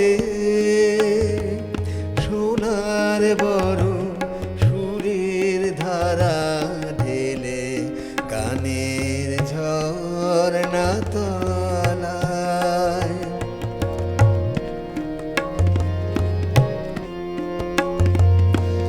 যে সুর গোপন গুহা হতে ছুটে আসে আকুল স্রোতে, যে সুর গোপন গুহা হতে ছুটে আসে আকুল স্রোতে, কান্না সাগর পানে যে যায় যায় গো, বুকের পাথর ঠেলে গানের ঝর্ণা তলায়।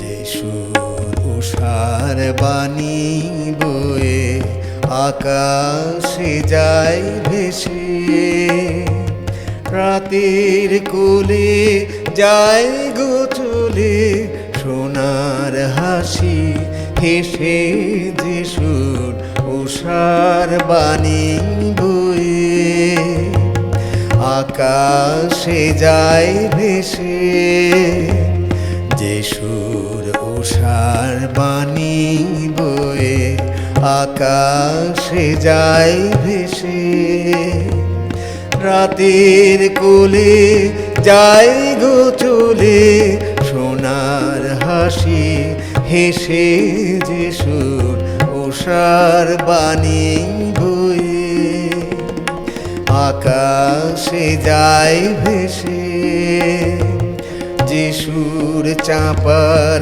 পেয়ালা ভরে দেয় আপনার উজাড় করে, যে সুর চাপার পেয়ালা ভরে দেয় আপনার উজাড় করে, যায় যায় যায় চলে যায় চৈত্র দিনের মধুর খেলা খেলে, গানের ঝর্ণা তলায় তুমি সাঁঝের বেলা এলে ঝর্ণা তলায়।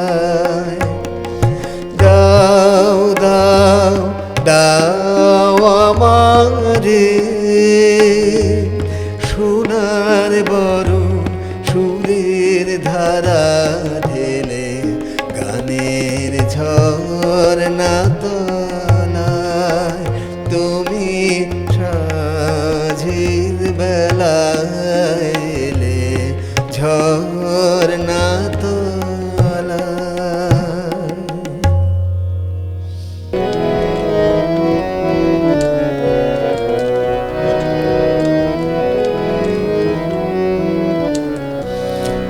আমার প্রাণের মানুষ আছে প্রাণে তাই হেরি তাই সকলখানে, প্রাণের মানুষ আছে প্রাণে তাই হেরি তাই সকলখানে, আছে সে নয়নতারা আছে সে নয়নতারায় আলোক ধারায় তাই না হারায়, ওগো তাই দেখি তাই যেথায় সেথায় তাকাই আমি, যেদিক পানে প্রাণের মানুষ আছে প্রাণে তাই হেরি তাই সকলখানে, প্রাণের মানুষ আছে প্রাণে তাই হেরি তাই সকলখানে।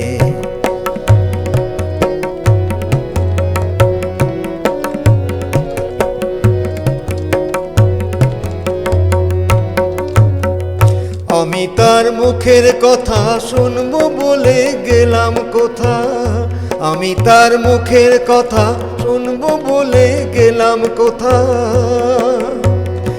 শোনা হলো না আজ ফিরে এসে নিজের দেশে, ফিরে এসে নিজের দেশে এই যে শুনি শুনি তাহার বাণী আপন গানে, প্রাণের মানুষ আছে প্রাণে তাই হেরি তাই সকলখানে, প্রাণের মানুষ আছে প্রাণে তাই হেরি তাই সকলখানে।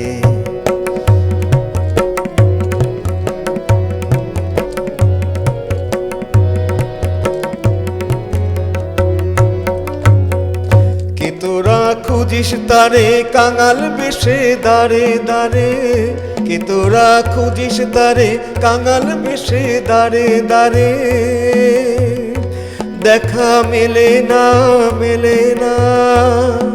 তোরা আয় রেধে দেখ রেচে, আয় রেধে দেখ রেচে আমার বুকে, ওরে দেখ রে আমার দুই নয়নে, প্রাণের মানুষ আছে প্রাণে তাই হেরি তাই সকলখানে, প্রাণের মানুষ আছে প্রাণে তাই হেরি তাই সকলখানে, আছে সে নয়নতারায় আছে সে নয়নতারায় আলোক ধারায় তাই না হারায়, ওগো তাই দেখি তাই যেথায় সেথায় তাকাই আমি, যেদিক পানে প্রাণের মানুষ আছে প্রাণে তাই হেরি তাই সকলখানে, প্রাণের মানুষ আছে প্রাণে তাই হেরি তাই সকলখানে।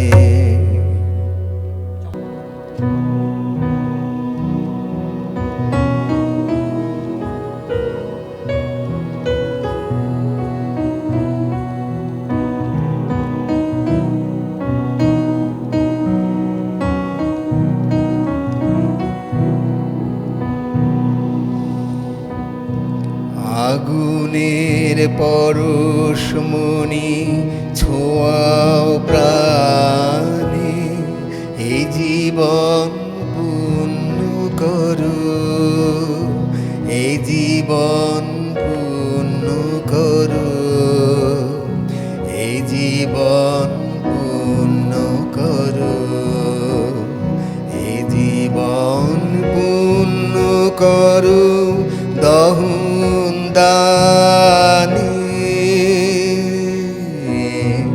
আগুনের পরশমণি ছোঁয়াও প্রাণে।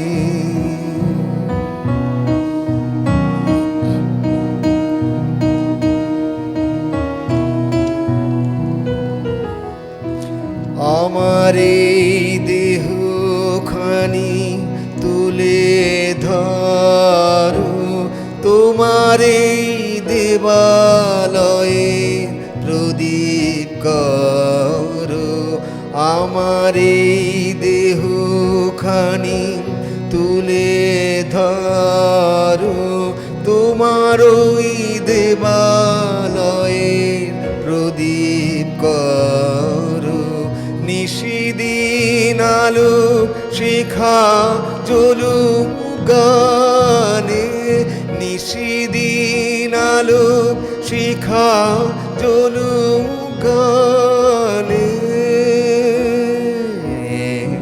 আগুনের পরশমণি ছোঁয়াও প্রাণে, এই জীবন পূর্ণ করো, এই জীবন পূর্ণ করো, এই জীবন পূর্ণ করো, এই জীবন পূর্ণ করো দহন দানে,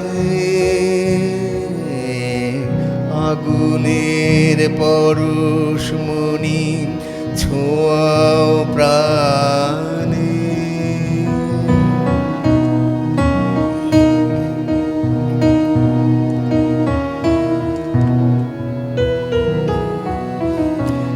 আধারের গায়ে গায়ে পরশ তব, সারা রাত ফোটাক তারা নব নব, আধারের গায়ে গায়ে পরশ তব, সারা রাত ফোটাক তারা নব নব, নয়নের দৃষ্টি হতে ঘুচবে কালো, যেখানে পড়বে সেথায় দেখবে আলো, নয়নের দৃষ্টি হতে ঘুচবে কালো, যেখানে পড়বে সেথায় দেখবে আলো,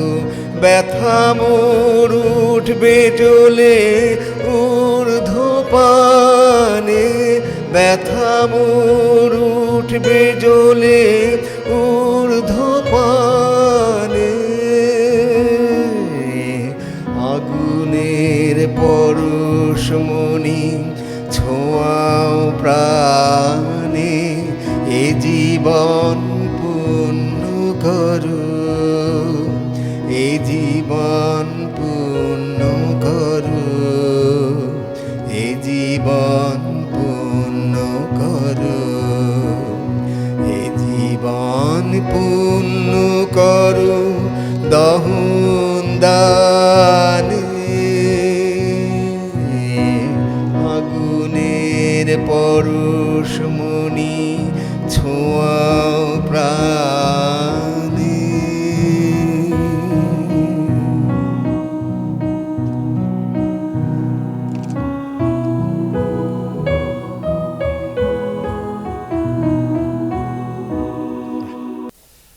সাদি ভাই, আমরা তো অনেক আলোচনা করলাম, সব আমাদের আলোচনা এবং আজকের অনুষ্ঠানে আমরা একদম শেষ প্রান্তে।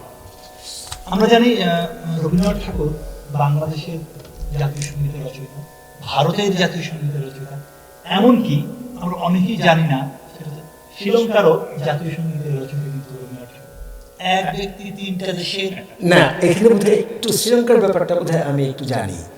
শ্রীলঙ্কার লিখেছিলেন শ্রীলঙ্কার ভদ্রলোকই, কিন্তু সুরটা করেছেন রবীন্দ্রনাথ। না, আচ্ছা ঠিক আছে, বাবুরের কথাটা আমি একটু অন্য হয়ে আসি। হ্যাঁ প্রথম কথা হলো যে রবীন্দ্রনাথ বাংলাদেশের জাতীয় সঙ্গীত লেখেন, কথাটা এইভাবে আমরা শুরু করতে পারি। লেখেন নাই? রবীন্দ্রনাথের গানকে আমরা জাতীয় সঙ্গীত হিসেবে গ্রহণ করে এসেছি। হ্যাঁ, কারণ আমাদের আগে যে সমস্ত কথা ছিল সেই সমস্ত কথার প্রতি প্রাসঙ্গিকতা এখানে আছে। যে আমরা যে 1905 সনে বঙ্গভঙ্গের কথা বললাম, যে বঙ্গভঙ্গ রদটা হয়ে যায় 1911 সনের ডিসেম্বরে এসে 12 তারিখে। সেই ডিসেম্বরের ওই বঙ্গবন্ধু রদের পরে কয়েকটি দুর্যোগ ঘটে। যেমন মনে করেন কলকাতা থেকে রাজধানী দিল্লিতে সরে যায়, উড়িষ্যা এবং বিহার পশ্চিমবঙ্গ থেকে সরে যায়, আলাদা করে প্রভিন্স তৈরি করে। অর্থাৎ বাংলা কিন্তু তখন সব ছোট হয়ে গেল। সেই সময় কলকাতায় কংগ্রেসের অধিবেশন বসে 27-28 তারিখে ডিসেম্বরে ওই বছর। তখন আশুতোষ চৌধুরী, রবীন্দ্রনাথ তখন কলকাতা থেকে ছিলেন, আশুতোষ চৌধুরী রবীন্দ্রনাথকে বললেন যে আপনি একটি গান বাঁধুন, জাতীয় সঙ্গীত তৈরি করেন। তখন রবীন্দ্রনাথ এই ভারতের জন্য যে জাতীয় সঙ্গীত, অর্থাৎ জাতীয় সঙ্গীত বলেই গানটিকে রচনা করা হলো তখন, যে ভারত অধিনায়ক, হ্যাঁ এরকমই গানটি, তো জয় হোক। সেই গানটি রচনা করার পেছনে ছিল ওই এইরকম একটা রাজনৈতিক প্রেক্ষাপট, এবং যাকে বলা হলো রবীন্দ্রনাথকে বলা হলো তুমি একটা জাতীয় সঙ্গীত রচনা করো। রবীন্দ্রনাথ করলেন 28শে ডিসেম্বর কংগ্রেসের দ্বিতীয় অধিবেশনের শুরুতে এই গানটি গাওয়া হয় উদ্বোধনী গান হিসেবে। পরে 1937 অক্টোবরে এসে কলকাতা কংগ্রেস থেকে এই গানটিকে জাতীয় সঙ্গীত হিসেবে স্বীকার করে নেওয়া হয়, ভারতীয় জাতীয় সঙ্গীত হিসেবে। তাহলে এই জনগণ মন অধিনায়ক যে গানটি রবীন্দ্রনাথের লেখা জাতীয় সঙ্গীত, এর সাথে বাংলাদেশের যে জাতীয় সঙ্গীত, তার একটা কোথায় ঐক্য আছে জানেন? এই যে বঙ্গভঙ্গ রদের কারণেই, যে বঙ্গভঙ্গ রদ হলো, বঙ্গভঙ্গের পরে বঙ্গ রদ হলো, আর বঙ্গভঙ্গের সময় বঙ্গভঙ্গের প্রতিবাদে 1905 সনের 14ই আগস্টে রবীন্দ্রনাথ যে টাউন হলে, যে 7ই আগস্টে টাউন হলে যে আপনার সমাবেশটা হয় বঙ্গভঙ্গের করে বিরোধিতা করে, সেই সমাবেশের জন্য রবীন্দ্রনাথ এই গানটি লেখেন আমার শোনা। পরবর্তীতে বাংলাদেশ স্বাধীন হওয়ার সময় প্রথমে আসলে প্রস্তাবটা আমাদের ইয়েতে ওই আমাদের যে অস্থায়ী সরকার তৈরি হয়েছিল সেই তাদের মধ্যে আলোচনা হয়। পরে বঙ্গবন্ধু বিষয়টাকে প্রস্তাব আকারে একদম গৃহীত করে নেন। সবার প্রথম আলোচনা হয় স্বাধীনতার আগে, হ্যাঁ 3রা মার্চের পতাকা উত্তোলনের সময়। এবং যখন আপনার ওই তাজউদ্দিনের মাধ্যমে যে সরকার হয়, তখন ওই বিষয়টা আলোচনা, গানটি গাওয়া হয় কিন্তু জাতীয় সঙ্গীত হিসাবে নয়। পরে বঙ্গবন্ধুই সহযোগে গানটি ভালো করে শুনে পড়ে, আর উনি বঙ্গবন্ধু পড়তে, প্রসঙ্গটা অন্য, কিন্তু আমি তার অনেক কিছু পড়ে দেখছি বঙ্গবন্ধু অনেক কিছু পড়তেন এবং পড়তে তিনি পছন্দ করতেন। এবং এই গানটি কিন্তু তিনি তার কোনো উপদেষ্টার কথা শুনে করেননি, তিনি গানটা শুনে, রবীন্দ্রনাথ গানটি শুনে, গানটি পড়ে, রবীন্দ্রনাথ গান পড়তে হয়তো আগে, তো উনি গানটি পড়ে, গানটি শুনে মনে করেছেন যে এরকম প্রেম ভালোবাসা এবং একই সঙ্গে দেশের প্রতি যে কমিটমেন্ট দেওয়া একটি গান, হ্যাঁ, তো এই গানটি আমাদের জাতীয় সঙ্গীত হবে। এবং তাতে আমাদেরও গৌরব, রবীন্দ্রনাথের একটি গানকে আমাদের জাতীয় সঙ্গীত করে নিতে পারায়। শ্রীলঙ্কার ক্ষেত্রে যেটা হয়েছে যে শ্রীলঙ্কার ভাষাটা বাংলা ভাষা তো নয়, শ্রীলঙ্কার কবি রবীন্দ্রনাথের গানকে তার সিংহলি করে নিয়ে সুর প্রয়োগ করেছেন আর কি। হ্যাঁ, ওইটারও কাঠামো, সুর, কথা কিন্তু রবীন্দ্রনাথের, কথাটা হ্যাঁ রবীন্দ্রনাথের। মানে একটু বলি, অনুবাদ একদম অনুবাদ না বলে আমরা বলতে পারি যে আপনি ট্রান্সক্রিয়েশন, ট্রান্সক্রিয়েশন বলতে পারি। মানে সারা পৃথিবীর কোনো একজন কবির দুটো গান রবীন্দ্রনাথের জাতীয় সঙ্গীত হিসেবে নেয়, আর উনি পার্শ্ববর্তী দেশগুলো যাদের ভাষাও বাংলা নয় সেই সব দেশেও তার গানকে একটা জাতীয় সঙ্গীতের মর্যাদা দিয়েছে। হ্যাঁ, আমি ব্যক্তিগতভাবে বাঙালি হিসেবে গর্ববোধ করি যে আমরা রবীন্দ্রনাথের গানটিকে শেষ পর্যন্ত নিতে পেরেছি আমাদের জাতীয় সঙ্গীত হিসেবে, এবং এইভাবেই রবীন্দ্রনাথকে একটা উত্তরাধিকার হিসেবে, রবীন্দ্রনাথের উত্তরাধিকার হিসেবে আমরা, এবং রবীন্দ্রনাথকে আমরা যে আমাদের রবীন্দ্রনাথ, তার বলার একটা সাহস এবং অধিকার আমাদের জন্মে গেছে আমাদের জাতীয় সঙ্গীত রচয়িতা রবীন্দ্রনাথ, তাই না? একটা আলাদা রকম প্রেরণা আছে, একটা জীবনে আছে। মানে আমি সত্যি আলোড়িত হই যে আমরা রবীন্দ্রনাথের গানটি নিতে। নিশ্চয়ই নিশ্চয়ই। অসংখ্য ধন্যবাদ সাদিক কামাল ভাই, আপনার কাছ থেকে আমরা আজকে রবীন্দ্রনাথ নিয়ে অনেক অজানা তথ্য জানলাম, কি বলেন? অবশ্যই অবশ্যই বাবা, ঋদ্ধ হয়েছি। অসংখ্য চমৎকার। স্টুডিও আসার জন্য আপনাকে অসংখ্য ধন্যবাদ। আর আপনাকে তো ধন্যবাদ দেওয়ার কিছু নাই। না, আপনাদেরকে ধন্যবাদ, আমাদেরকে এই যে সুযোগ করে দিলেন। অসংখ্য ধন্যবাদ। আমরা শেষ করব এখানে, কিন্তু শেষটা হবে আসলে আমাদের হক ভাইয়ের একটি পরিবেশনার মধ্যে দিয়ে, রবীন্দ্রনাথ ঠাকুরের না, না, অবশ্যই। আমি শেষ গানটি পরিবেশনের আগে আপনাদের সবাইকে ধন্যবাদ। সাদ কামালি ভাই, আপনাকে অসংখ্য ধন্যবাদ। মামুন, আপনি আমাকে যেভাবে সহযোগিতা করলেন তার জন্য আমি অত্যন্ত কৃতজ্ঞ আপনার প্রতি। আর ক্যান বাংলা টিভি গাজী ভাই, আপনাকে তো আর ধন্যবাদ কি দিব, আমাদেরকে এই সুযোগ করে দিয়েছেন। অবশ্যই এটা আপনাদের সহযোগিতা, আমরা সামনে আরো এই ধরনের অনুষ্ঠান করব, ইনশাআল্লাহ। দর্শকদেরও সেরকম প্রত্যাশা। আচ্ছা, প্রিয় দর্শক, অবশ্যই।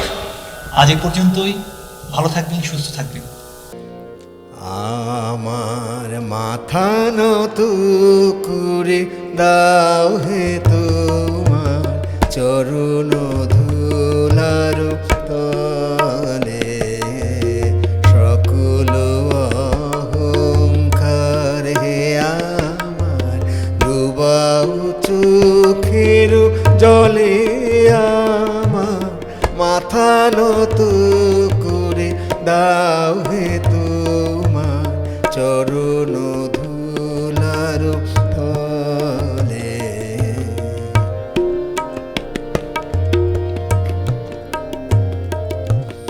নিজের করিতে গৌরবদান, নিজের কেবলি করি অপমান, নিজের করিতে গৌরবদান, নিজের কেবলি করি অপমান, আপনারে শুধু ঘেরিয়া ঘেরিয়া ঘুরে মরি পলে পলে, আমার মাথা নত করে দাও হে তোমার চরণ ধুলার তলে।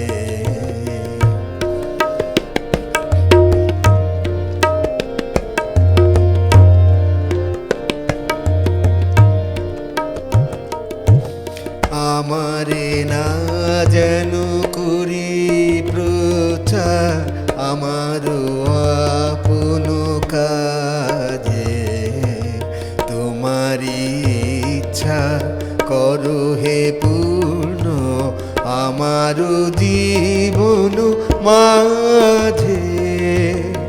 আমারে না যেন করি প্রচার, আমার আপন কাজে তোমারি ইচ্ছা করো হে পূর্ণ, আমার জীবন মাঝে। যাচি হে তোমার চরম শান্তি, পরাণে তোমার পরম কান্তি, যাচি হে তোমার চরম শান্তি, পরাণে তোমার পরম কান্তি, আমারে আড়াল করিয়া দাঁড়াও হৃদয় পদ্ম দলে, আমার মাথা নত করে দাও হে তোমার চরণ ধুলার তলে, সকল অহংকার হে আমার ডুবাও চোখের জলে, আমার মাথা নত করে দাও হে তোমার চরণ